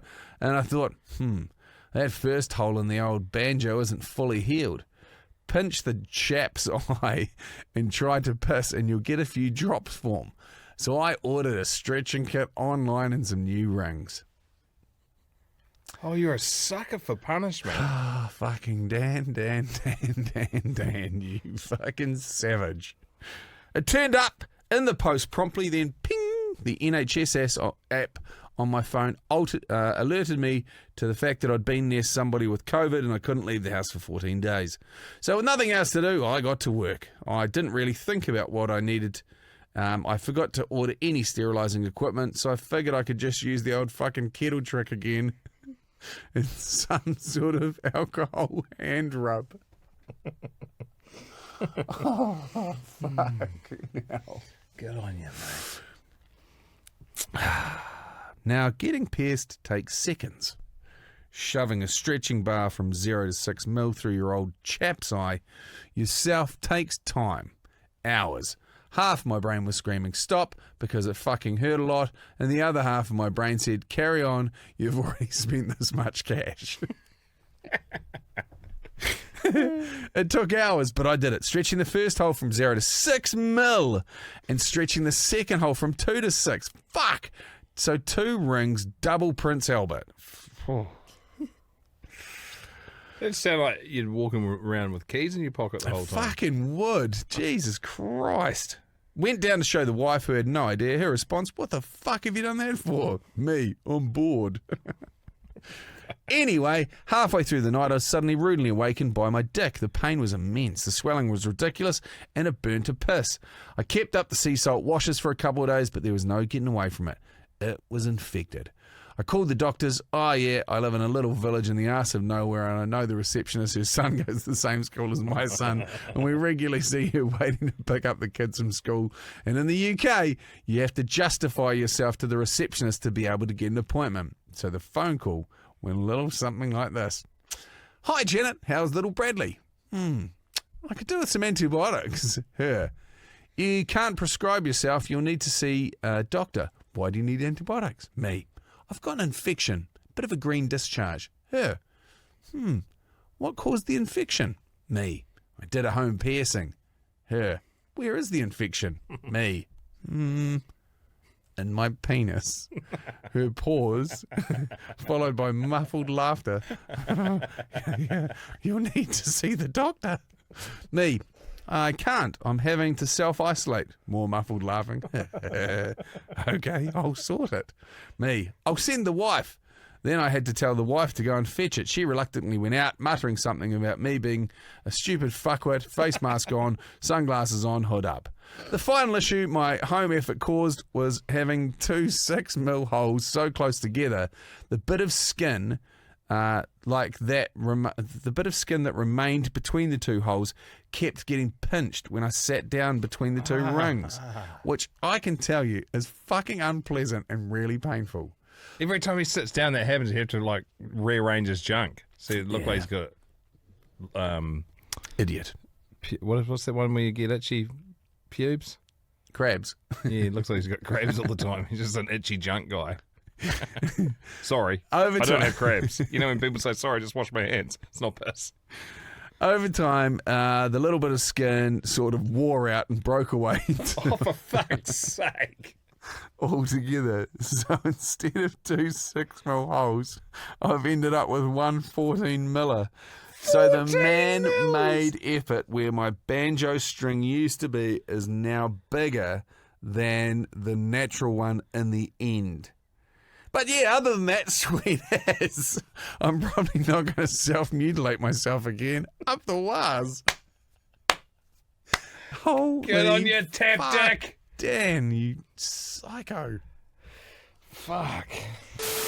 A story starts on an early December afternoon on the Gold Coast sinking a few tubes. Now, one of the boys, let's call him Steve because that's his fucking name, pipes up and says he has a sailboat he has to get from the Gold Coast to Coffs Harbour, as it needs to end up in Sydney because it's going in the famous Sydney to Hobart race. Wow, that'd be a big bit of kit then. Yeah. He says he needs a crew to help him, and this is where I decide to pipe up with, I've done some sailing. I'll be available to help. And my mate, let's call him Albie because That's his fucking fucking name, pipes up with, I've been on the boat with Steve, I'll come too. At this point, I'll probably be honest and say my sailing experience involved being on a massive catamaran that practically drove itself while we got blind drunk in very flat water and a sail was not even seen. So That's my type of sailing. oh yeah. So a few more tubes go down and we plan the trip. We leave the spit on the Gold Coast about midday, head south, and we get there the next morning. Easy. I have a few obvious questions like, does it have a fridge for beers? A barbecue for food, etc. I get told it's sweet as, it has all that stuff. So I bring the food. If I bring the food, I'll be able to cook the meals. Sweet as. So I get to the marina, I'm looking around for this big, beautiful boat with all the bells and whistles. When I spot Steve and Albie on what can only be described as a pre-World War I 30-foot piece of barely floating timber with about 100 ropes to control everything and a small timber rudder that just sits on the back. But as anybody would, I thought, fuck it. What's the worst that could happen?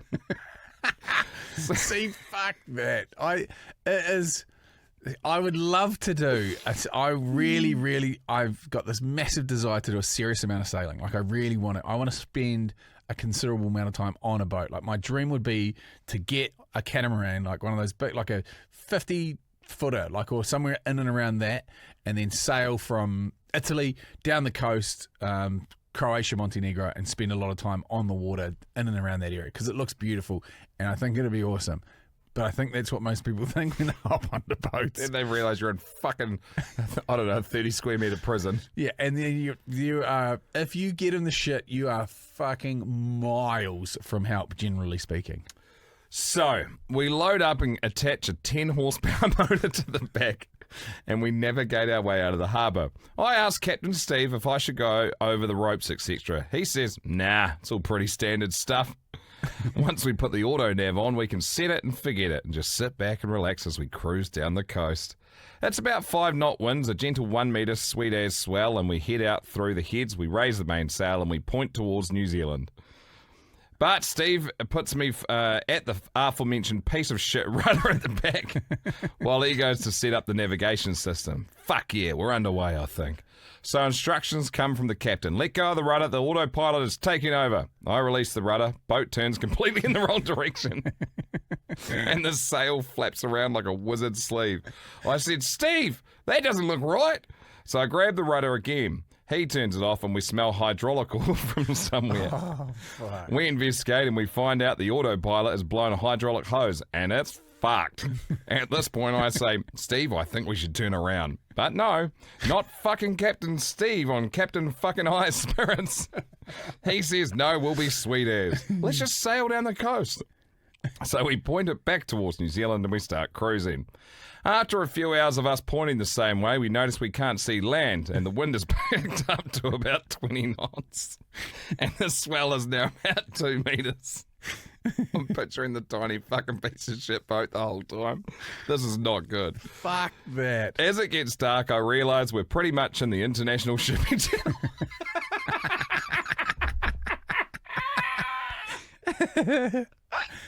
There are fucking tankers rolling past.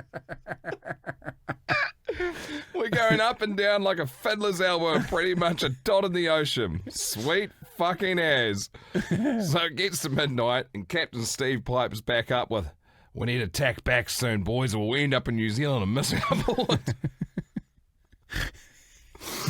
Oh, fucking hell. And they must have some form of navigation on there. Fuck that. Yeah, a fucking compass and a map. What is that? What are they called? A Stetson or something. Right? Now, this is where the fact that all of us talk shit 24/7 comes back to bite us. I be honest, I say, you know what, Captain Steve, I haven't really done that much sailing. And he decides to tell me that the boat was actually given to him by his stepfather and he hasn't really gone out on his own before without him. So he hasn't really done it either. Not sure why, but I looked at Albie for support and he says he's only ever been on the boat with the other sailors and has done fuck all as well.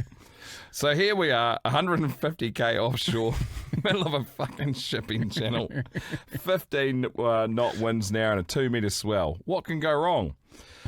So we have a little chat and work out that if we turn hard, the mast will swing around and be on the other side and we'll be all good. So I'm at the rudder and we say go. I turn the rudder, boat turns, mast doesn't fucking move at all. We're at a 90 degree to the water. Everything that was on deck is now overboard and we're hanging on like a virgin on prom night.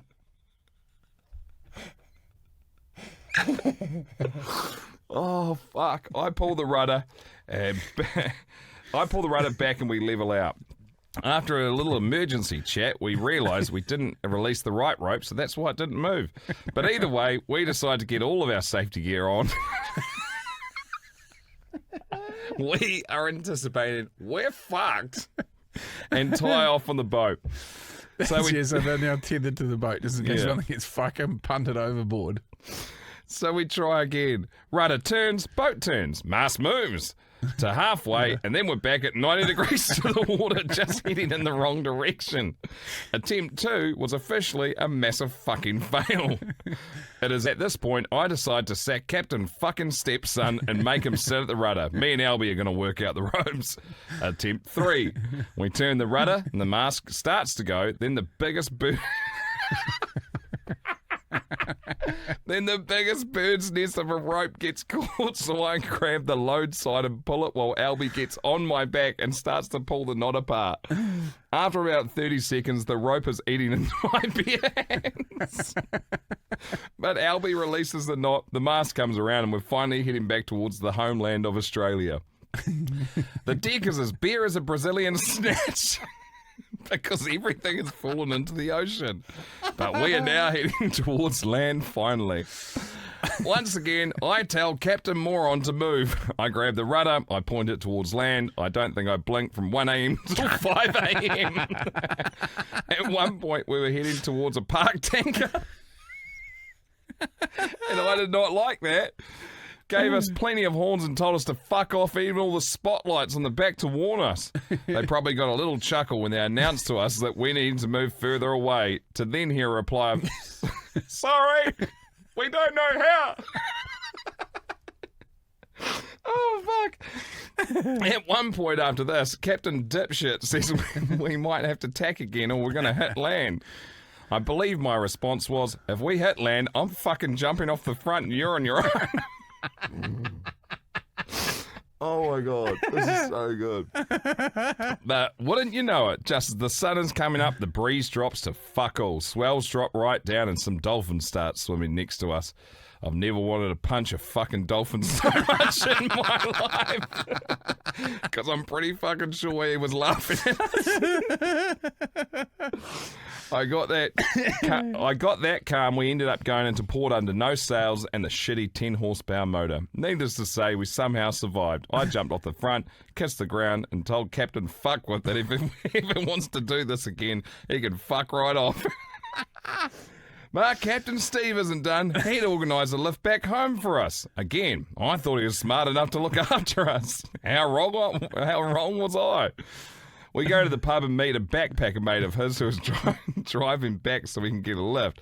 Okay, I thought, this isn't too bad. Again, how wrong I was. So after the backpacker mate, now we have about 10 tubes at the Hoey Moey. It's obvious that I have to fucking drive.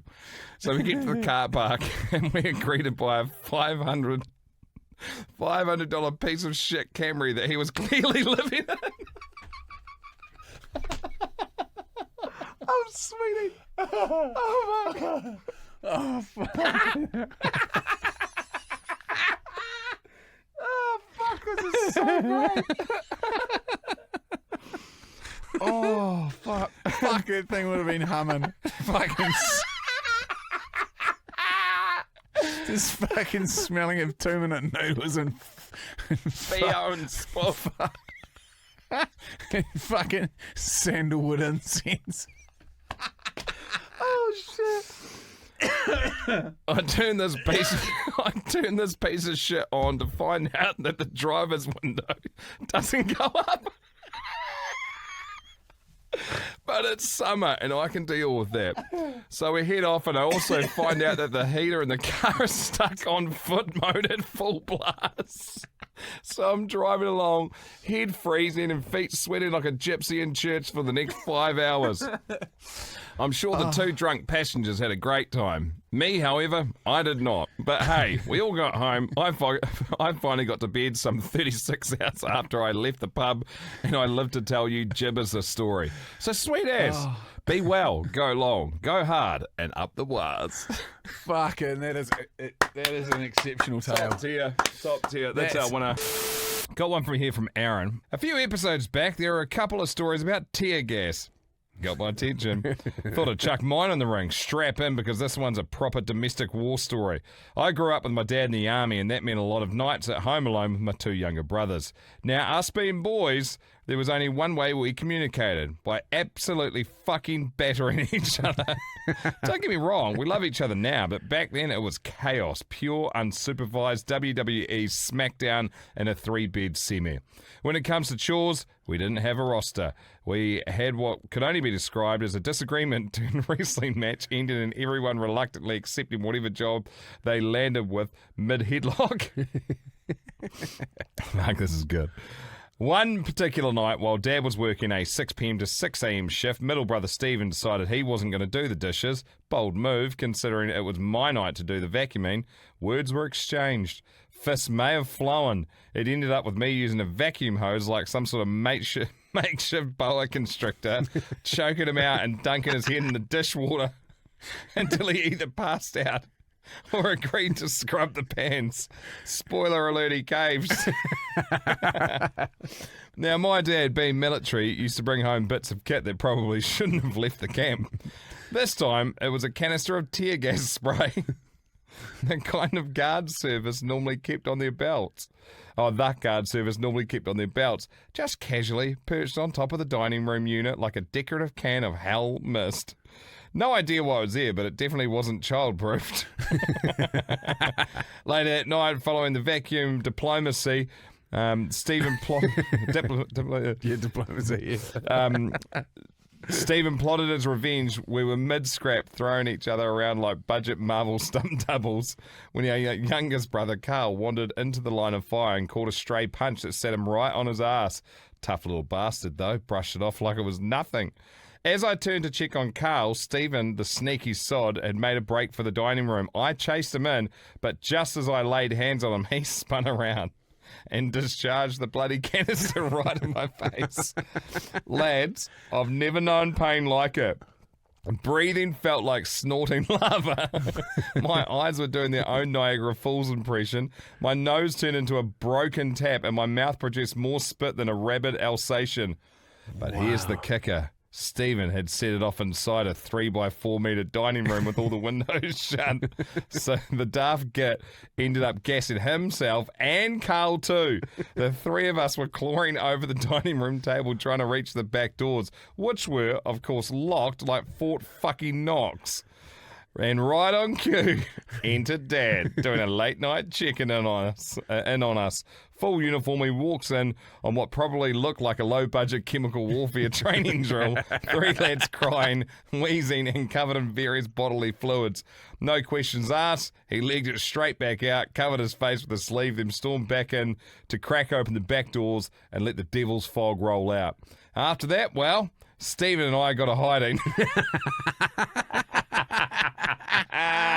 As you'd expect, we ended up the night with our heads in mixing bowls of cold water, trying to wash the acid out of our faces like we'd been dipped in hot sauce and regret. Safe to say, from that day forward, we made a silent pact: never touch Dad's kit. Fuck. Now that we're all in our 30s, we can't be arsed throwing punches anymore, but the battle scars still tell a good story. I used to think all brothers were like this until I started telling these stories and realising most people were fucking shocked we survived our childhood without serious brain damage. Next time I'll tell you about the time Stephen kicked Carl in the mouth. So Carl climbed up his back like a spider monkey and bit chunks out of him like he was made of Greek sausage rolls.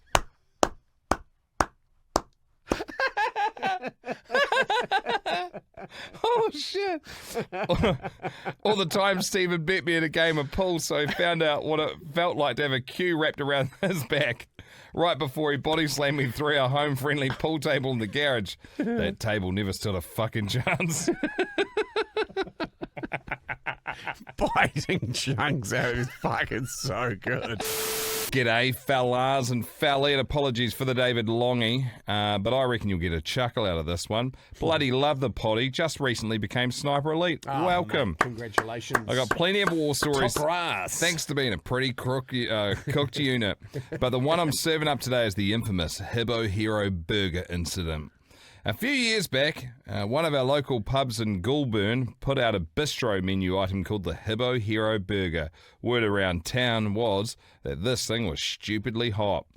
We're talking meat patties laced with ultra-hot chili varieties topped off with a brutal chili chutney. As a well-respected chili head among my workmates, the pressure was on. A bloke I will call Whiskey, because that's his fucking name. Might have been Wixie, actually. I got it right, though. Claimed he'd had it and reckoned it wasn't that bad, and that if you finished it, you got your name on the hero board. After a bit of banter with the lads, we decided a crew of us would head to the pub and take it all on together. Now, I'd done my spicy apprenticeship, and so I had my best mate, Obi. He's a super fit triathlete, and I've got a classic dad bod, but our shared love of Vindaloo forged a strong bond. The evening arrives, four of us step up, me, Obi, Marksy, another chili head, and Pricey, who didn't like spicy stuff, but joined in because Wixie said I'd be all right. There's a lot to ease, eh? It's a real Australian group of mates. Yeah. A crowd of workmates turned up to spectate. The four of us ordered the burgers, signed waivers. See, I was going to say, if there's no waiver being signed, then this burger's up to fuck all, because most of these things cause heart problems. And like Big Wesley Lee was saying, the guy that was at the chili eating competition was hallucinating and fucking cradled around the toilet. Burnt a hole in his stomach. Fucking cooked him. Signed a waiver form saying we wouldn't share the meal and wouldn't hold the pub liable for whatever havoc was about to unfold. Marksy mentioned that he was nervous, said his own homemade chutney had wrecked his spice confidence. Who's making a chutney? Fucking onions, sultanas, shit bit of balsamic. Out came the burgers. Looked harmless enough with a side of wedges, but we had to wear latex gloves, and we were given one small glass of milk each. We geared up, wished each other luck, and got stuck right on in. First bite, tomato, beef, bacon, and then fucking BAM! My taste buds were absolutely nuked. Violent hiccuping started. I sounded like a chook lane house brick.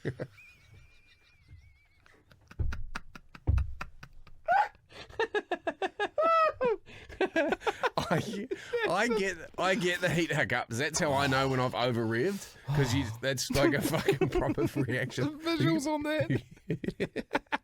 A fucking house. Took Lena Outsprick. My lips and tongue were swelling. Through tear-filled eyes, I saw Pricey spit out his and reach for the milk. Marksy bailed halfway through. Obi and I gave each other a nod. We were in this till the fucking end. Obi shoved the wedges into the burger and kept on smashing it. I tried the same, hoping the wedges would help. They didn't. They were laced with ghost chili powder. A few chews in and I could feel a countdown beginning in my brain. 5, 4, 3, 2, 1. Fuck! It was like swallowing napalm. We pushed on. Obi was sweating snot, running, shaking, but he nailed the final bite. I licked the plate and clean triumph. I licked the plate clean and triumph. Celebrate with a couple of Tia, Maria, and milks and headed home. Holy shit, that is impressive. Back at home, the wife went to bed and I sat watching TV. The mouth burn faded, but a new, deeper burn in my chest kicked in. It came in waves and then just kept on fucking climbing. It felt like someone had rammed a red-hot, broken bottle into my chest and was twisting it. Barely able to breathe, I staggered to the bedroom, panting like a woman in late-stage labour. The missus asked, "What the hell is wrong with you? You want me to call a wambulance?" I managed to croak out, "No, but take me to hospital." Very reluctantly, she got up and we drove to A&E. Me hanging out the window like a dog sucking in the cold air. In the hospital car park, I lost all dignity and started howling. The security guard thought I'd been stabbed or was mourning a grandchild eaten by drop bears. In triage, I was a mess. The missus, a nurse at the hospital, was mortified. I was given some plastic anesthetic liquid which dulled the pain a little. Then the doc came out. "So, I see here, you ate a chili burger." I nodded like a sad little puppy. He goes, "I don't think it was the burger. I think you're fat and have gallstones." So Come on, you fat fuck. the burger's fat content has triggered it. I was too broken to argue. Taken to a room and told to lie on the bed. Big mistake. As soon as I laid back, the pain came back with a fucking vengeance. I got on my knees, head on the mattress, absolutely wailing. A nurse jabbed me with pethidine. Did absolutely nothing. Doc returned and started yelling at me. "Be quiet, you're waking the whole hospital." I roared back, "I don't give a flying fuck, just help me." They hit me with enough morphine to down a horse. I felt the pain melt away slowly like E.T.'s glowing heart. After some blood tests, they told me I could go home, but they needed a urine sample first. I staggered to the toilet like Ozzy fucking Osbourne on a bender, lined myself up and pissed absolute fire. That's crazy. My bacon bazooka was screaming. Never had lava piss before. It was emotional. Turns out Obi stood naked in his backyard, hosing himself down before he dared to pee. We both survived. Barely. Got my name on the Hibbo Hero Honour Board, but the bastards actually spelt it wrong.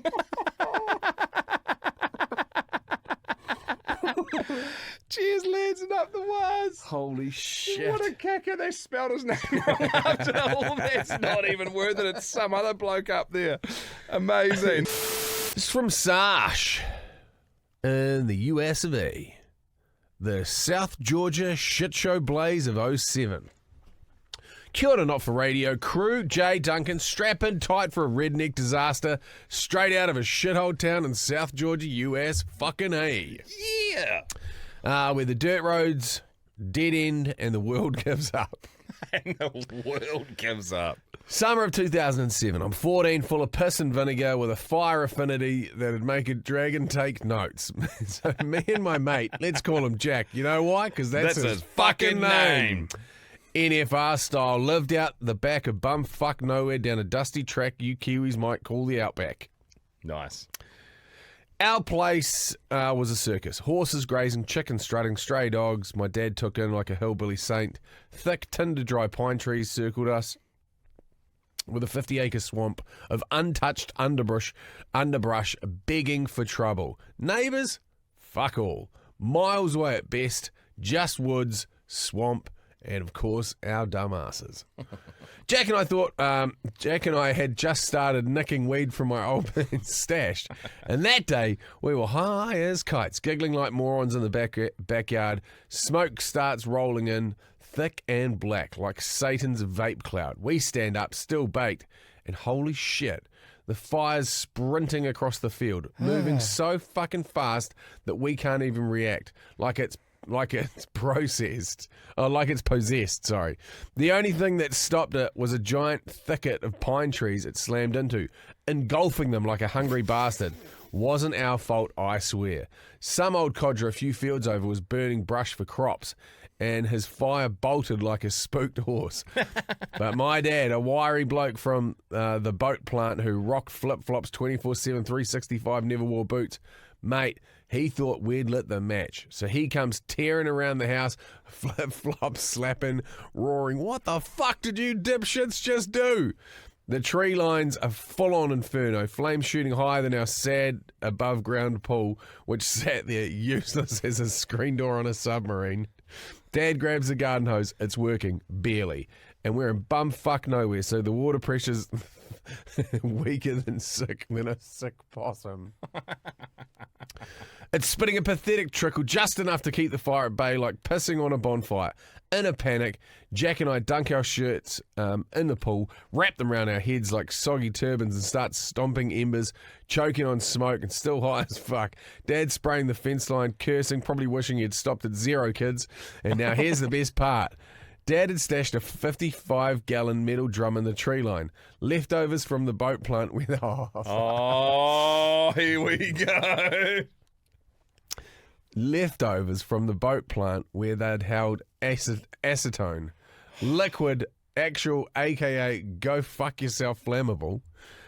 He figured they'd make a roost for his fighting roosters because they were one banjo shy of deliverance. Because we were one fighting cops. Yeah, because we're one banjo shy of deliverance.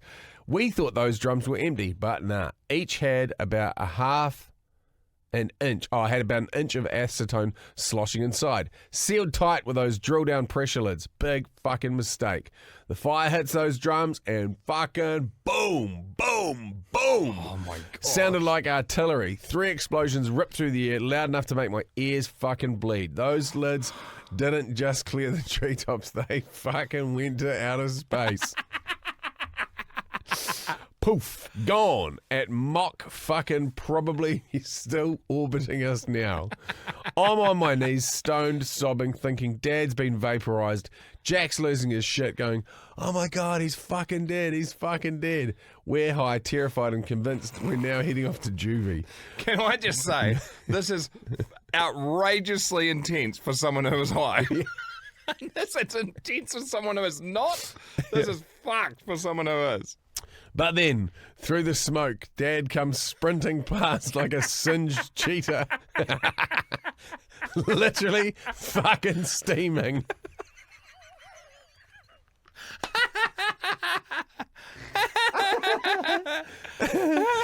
The explosion flames were so fucking hot that they turned his head into a reverse spa day. Steam rising off him like he's a human kettle. His shirt's blowing to rags. One sleeve's gone. And get this, no fucking flip-flops. The blast blew his fucking flip-flops off his feet. He's black with soot, hair fried, clutching his fucking shitty little hose, charging the fence line like a madman to fight the flames. Oh my gosh. Forestry water tankers finally roll in, siren screaming, and save the house. The tree line scorched, fucking absolute wasteland. Half the yard's burnt to a crisp. The drums and the lid are fucking never to be seen again. Probably somewhere by Pluto. And the fence is fucked. Oh, shit. The pool somehow survives to mock us another day. We're sitting outside, me, Jack and Dad, trying to gather our thoughts, looking like we've just survived fucking war. Mum pulls up in her car in absolute panic, takes one look at us 3 idiots, Dad half naked and sooty, tree line torched, yard smouldering, shakes her head and says, "I don't even want to fucking ask." Oh my She gosh. deadpan walks straight inside like it's just another Tuesday. Dad reckons he knew those drums were his fuck up. Dad reckons he knew those drums were his fuck up. Next day, he tosses me a rake and a joint, clean it up, Sparky. Dad never built that rooster roost. Thank fucking Christ. Those chooks would have been fighting flames as barbecue bitchbird, not each other. So, not for radio. That's my South Georgia shit show. Crook enough for the pod? Up the wires. This is from Matt in Oxford in the UK, the Ballad of Buzz Lightyear and the Federales. Hello, fellas and fellette. Matt from Oxford, UK here. In complete contrast to the length of my shaft, this tale is a bit of a David Longy. This is a story of how I crashed a golf cart dressed as Buzz Lightyear on Millionaire's Row on a private estate for the super rich in Cabo San Lucas, which had unintended consequences. Let me set the scene for you. My best friend's father-in-law, Chris, let's call him that because you know why? That's his fucking name. He's an absolute legend and organises a lad's trip to Cabo San Lucas. He owns 2 houses there, sick, every other year, where lots of pisses thumped, water sports, think jet skis, hoverboards, sailing, etc., are enjoyed, beach games are played, and lots of really, really good food is woofed. In addition to this, he and his best mate organised the Cabo Olympics, a series of round-robin games, think basketball, three throws, ping pong, crazy golf, ladder golf, etc. The winner at the end of the tournament, usually held over 3 days, gets eternal glory. The loser inherits a golden toilet trophy on a mahogany plinth to possess with shame until the next trip, and must also complete a forfeit. More on that later. What a fucking cool setup. Yeah, that is great. Rich mates are epic. I should say at this point, Chris is an incredibly kind and generous man and flies the lads, usually 6 out to Cabo from all over the US, on an all-expenses-paid trip. Good cunt. And this particular year, February 2020, I had the privilege to be selected to fly from the UK. Fuck, what a lad. Across the 3 days, there were 6 of us all competing for Cabo Olympics glory. I should say at this point, I'm usually pretty good at turning my hand to most sports to a reasonable level. But for some reason, this time, my skills had fallen away. A bit like a human poo leaving one's asshole and falling into the darkest depths of a public shit pit at a Glastonbury festival. Regrettably, this meant I came last in the tournament by some fucking margin, might I add, and as a result, I took ownership of the toilet trophy as well as enduring the forfeit, wearing a Buzz Lightyear fleece onesie in 30 degrees Celsius heat all night long at the private top-end bar and clubhouse, fit only for the super rich. I also had to make an announcement to the bar that I had been the shittest at Cabo Olympics over the preceding days. On the night of the forfeit, we had all had a fish supper in Chris's villa at the top of the estate, cooked by a private chef. The clubhouse is at the bottom on the beachfront, so golf carts were our transportation of choice. I suited up as Buzz Lightyear, sweating more than Jay reading a gross story, and proceeded to head out. My best friend, Scott, let's call him that because that's also his fucking name, and I were on one golf cart and the other lads were in the other. In the darkness of the night time, we decided to race each other to the bottom of the hill as fast as possible. We twisted and turned and snaked down the hill past all these fucking huge mansions, yelling and screaming with laughter. Scott and I are both competitive, so we decided we needed a way to beat these guys to the bottom. As 2 engineers, we knew that the cart's engines were limited. But if we slipped them into neutral to freewheel, we would go as fast as gravity could take us, hopefully giving us the edge. In an adrenaline-fueled state and not probably thinking this through, we slotted it into neutral, and sure enough, we started gaining some serious fucking speed and momentum down the hill. What can only be described as an unnecessarily and stupidly fucking steep road, it was straight for what seemed an eternity, and we eventually came to a sweeping right-hand bend. We decided going at max chickens, probably 25 to 30 mile an hour, which doesn't seem that fast on a golf cart, but fuck me, it felt like Goliath was farting in our faces. Thinking we needed to keep momentum up, we had, however, forgotten the gated entrance to the private estate was just around the corner. You guessed it. In a panicked fashion, I slammed the anchors on whilst turning right, and I'd have seemingly forgotten the golf carts have fucking nothing close to ABS. So the front tyres locked up, we skidded for a short distance, and then the golf cart flipped onto its side. And as unlike Tony in Toy Story where Buzz fell with style, I did not. I landed flat on my fucking face, with Scott also landing on me.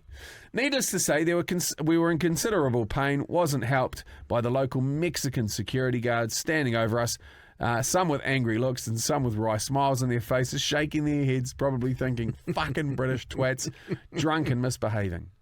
The security guards erected the smashed up golf cart. We sat back on our seats to be assessed, and I remember chuckling as I heard one of the guards say in English, "Quick, bring the first aid team. Buzz Lightyear and his friend have crashed the golf cart into our security centre."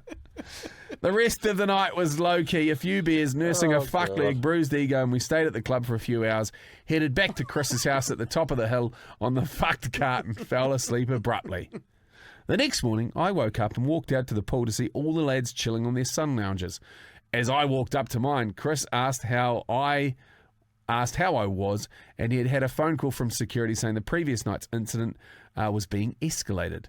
I didn't think anything of it, so I went and sat in my lounger. I noticed a white envelope on my towel. I opened it up, and sure enough, was a letter explaining the serious discontent from the head of security, and that the issue was indeed being escalated. Fuck, I thought. They must be serious to put it in writing. After a couple of minutes, I shrugged it off, thinking, fuck it, it'll be okay. But about 30 minutes later, Chris got a call from his property manager explaining that we had to go to the local police station to be questioned for last night's disturbance. Fuck that. Bro, that's actually my worst nightmare, is getting into some sort of trouble overseas and having to deal with A, someone in an authority figure, and B, the language barrier. It's niggly, particularly because when they talk, you don't know what they're saying. Oh, so yeah. Mexico, fucked. Yeah. Pretty much South America, fucked. Any place in Asia, Thailand, Bali, also pretty sketchy. We did not too dissimilar with a couple of leagueies. I won't say their names. A couple of well-known Warriors players fucking up the wires. We commandeered a tuk-tuk off a guy. He was in the car as well. We basically got him too drunk to drive his own tuk-tuk, so we didn't take the wheel. You were One of the helping. boys took the wheel. And same thing, came flying into the resort, hit this fucking pot plant. The pot on this thing was like, no shit, would have been like 9 foot tall and like 3 foot wide, and fucking split it like the atom. Just folded this thing in half, and it cracked open either side like a dinosaur was about to pop out of it. This big root balled fucking Spilled tree that out. was in it. Yeah, it was fucked. It cost him $6,500 US to pay for it. Wow.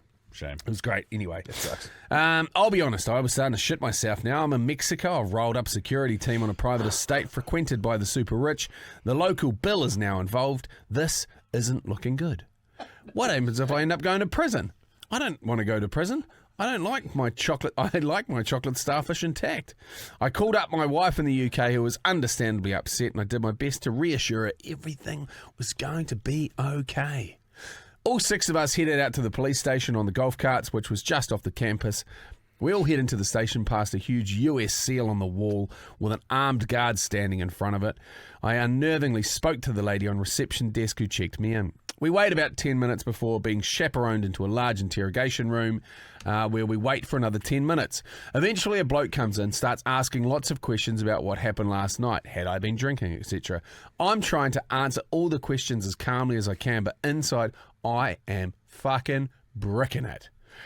We were in the room for about 60 minutes. The interrogator explains to me it's likely I'm going to do a week's prison time. But he was going to see if he could reduce it. When the bloke walks out, Chris, who sat opposite me, says, "Matt, this fucking isn't looking good, man. We need to get you out of here now. Even the amount of money I have won't be able to get you out of prison from here." That's the rich mate. Yeah. Yep. The interrogator comes back in and says, "I've managed to negotiate the week down to 2, possibly 3 days. I just need to get the paperwork sorted." He steps outside again.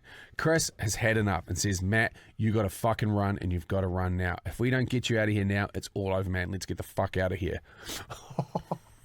Oh. What do you do?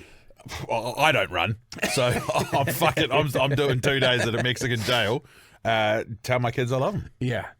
Because that's the thing. What happens is when you get into these places, your 2 days, then all of a sudden someone gets stabbed next to you. You get fucking blamed for it, and then you're in for another 12 years. And it wasn't officer. It wasn't me. Give a fuck, gringo. You're in here for life. Yeah. I reply, I'm not running out of a fucking police station in Mexico past an armed guard. Scott says, mate, what's the alternative? Getting reamed in Mexican jail? Come on, let's get the fuck up out of here and go. I had to admit, Chris and Scott were right. I didn't want my ass turned into a loose microwave popcorn bag.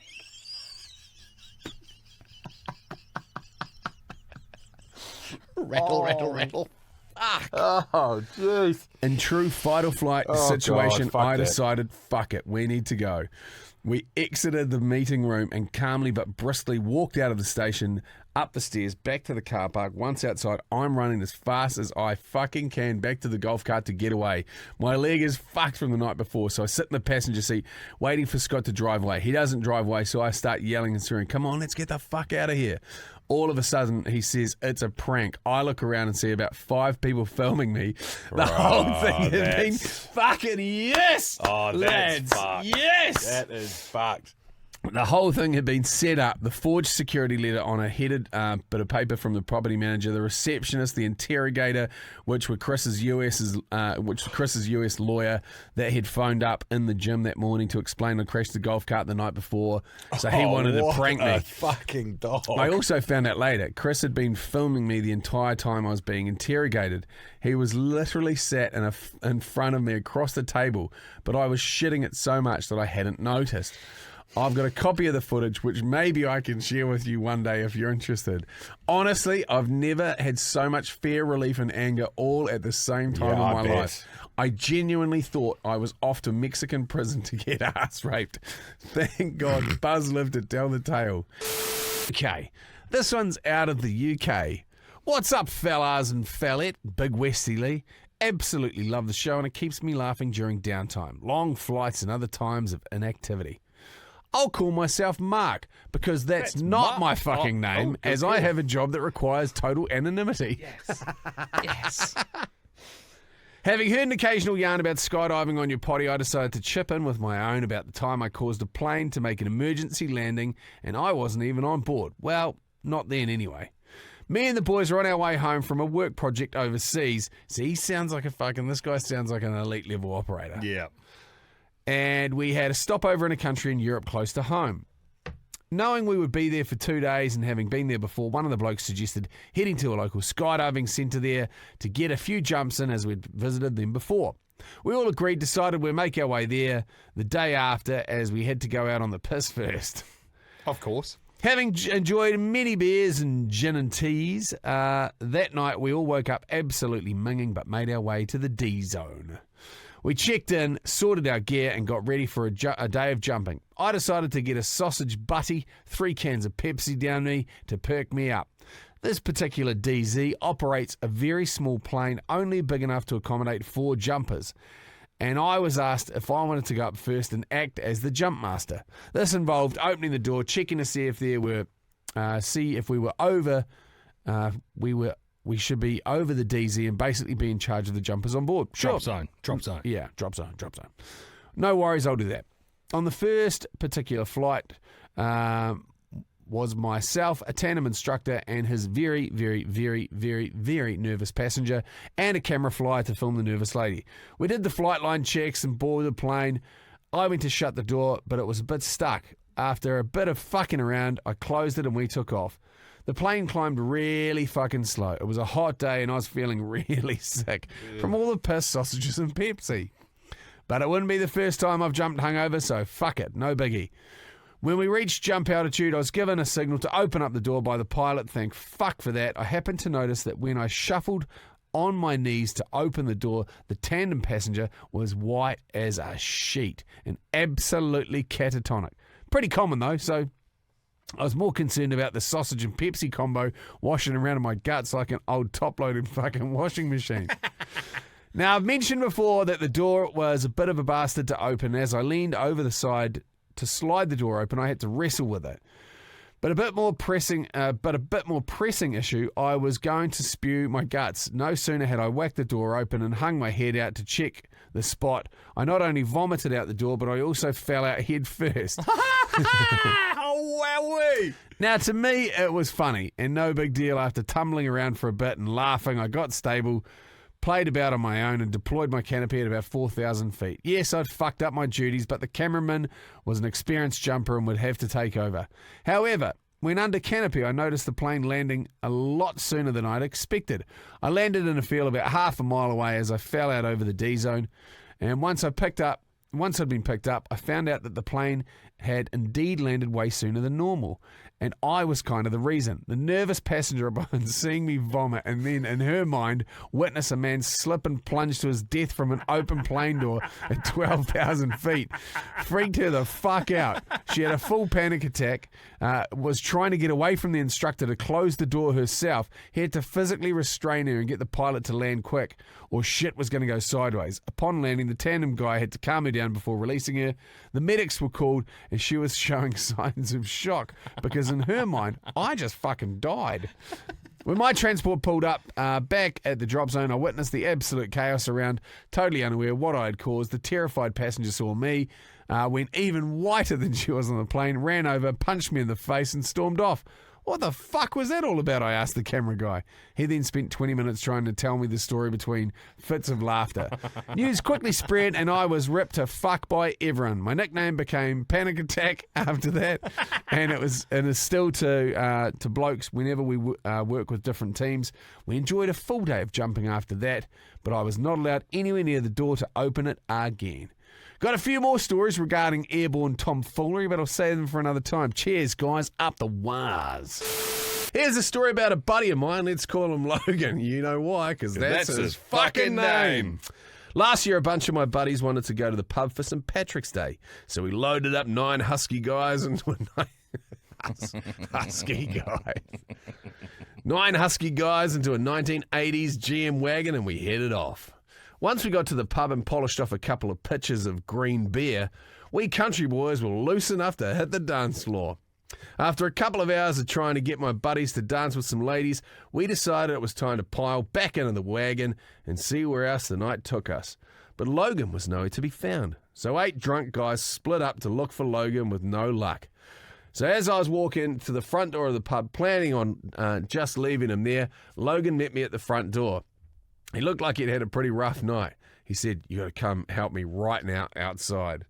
So I go with him outside and I'm trying to calm him down so he can tell me what the fuck is going on. All he tells me is to shut the fuck up, follow him. He needs my phone and the flashlight on my phone. So we walk across the road from the pub to a little wooded area between a church and somebody's house.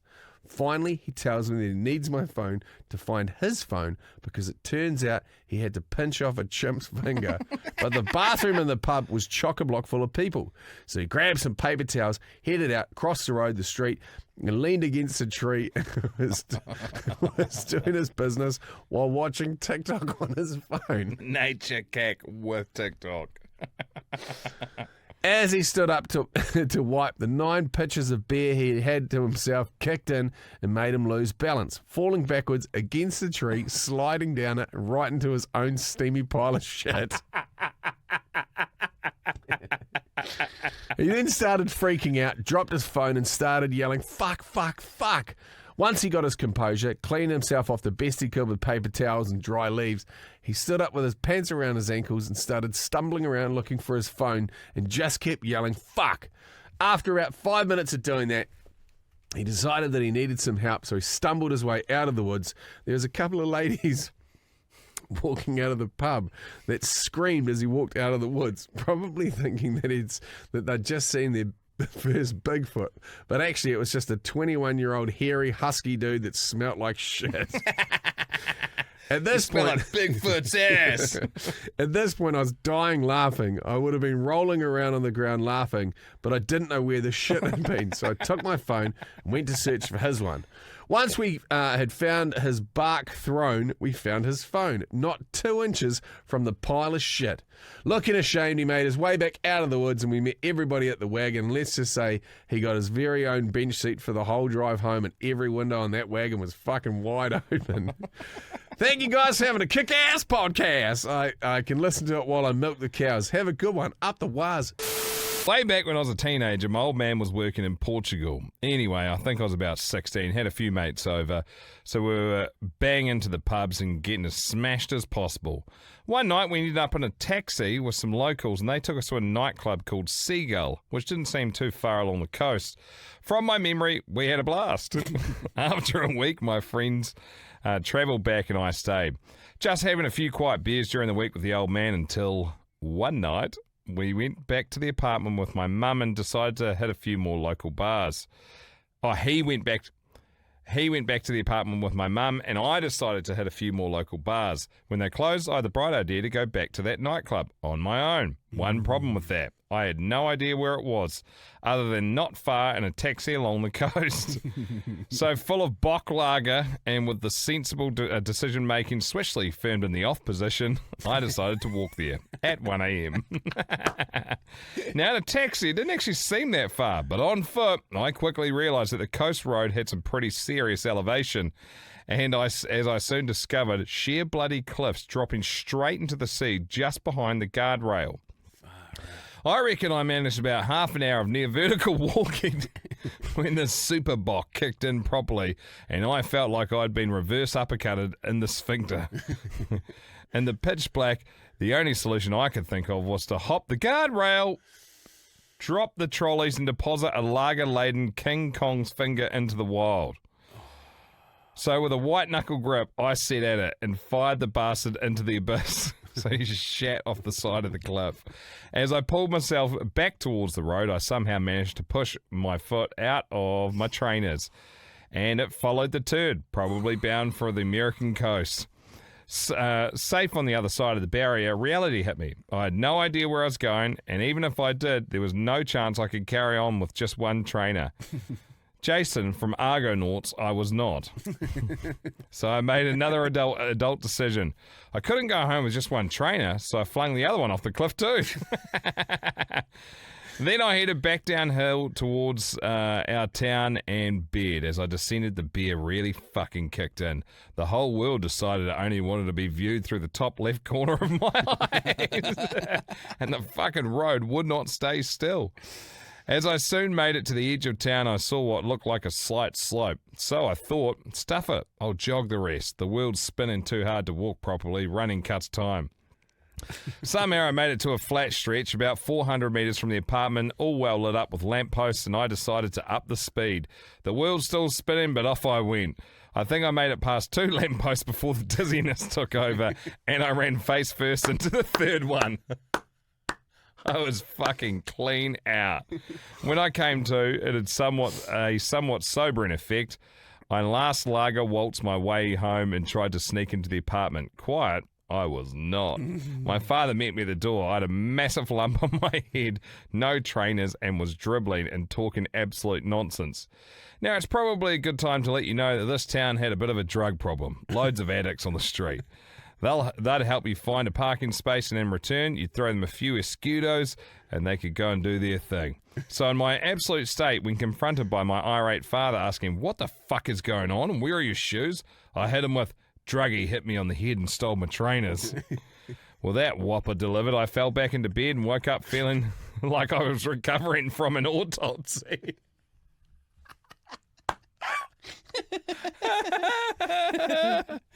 Cue the fucking bollocking from Mum the next morning. She told me the old man had got out onto the streets with a house brick.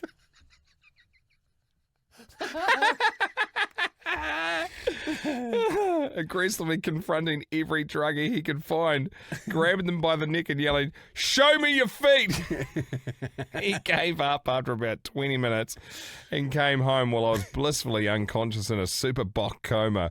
Fast forward about 12 years and I'm living and working in Singapore, same as my dad. One night after a heavy afternoon session, a group of us are in a bar and somehow this fucking story comes up. My old man starts telling colleagues about the night he threatened smackheads with a house brick because I got assaulted and had my shoes stolen. I tried to keep a straight face, but in the end, I cracked. I came clean. I told the whole story about the dangerous shit, the lost trainers, and lobbing the other one off a cliff in the dark. He was crying with laughter. Thank fuck, because I genuinely thought I was about to get a rhino stopper for wasting his time and confronting Portugal's night folk with a house brick.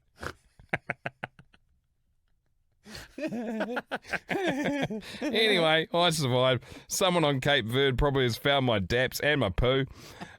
I did later go and view the cliffs in daylight, where I hung my ass over the fire out into the and pumped out that lager torpedo. It was about 150-foot sheer drop. Fuck me. Easily the scariest dump of my life. And I've worked in Malaysia with squat toilets, wearing sweat-laden overalls. Cheers.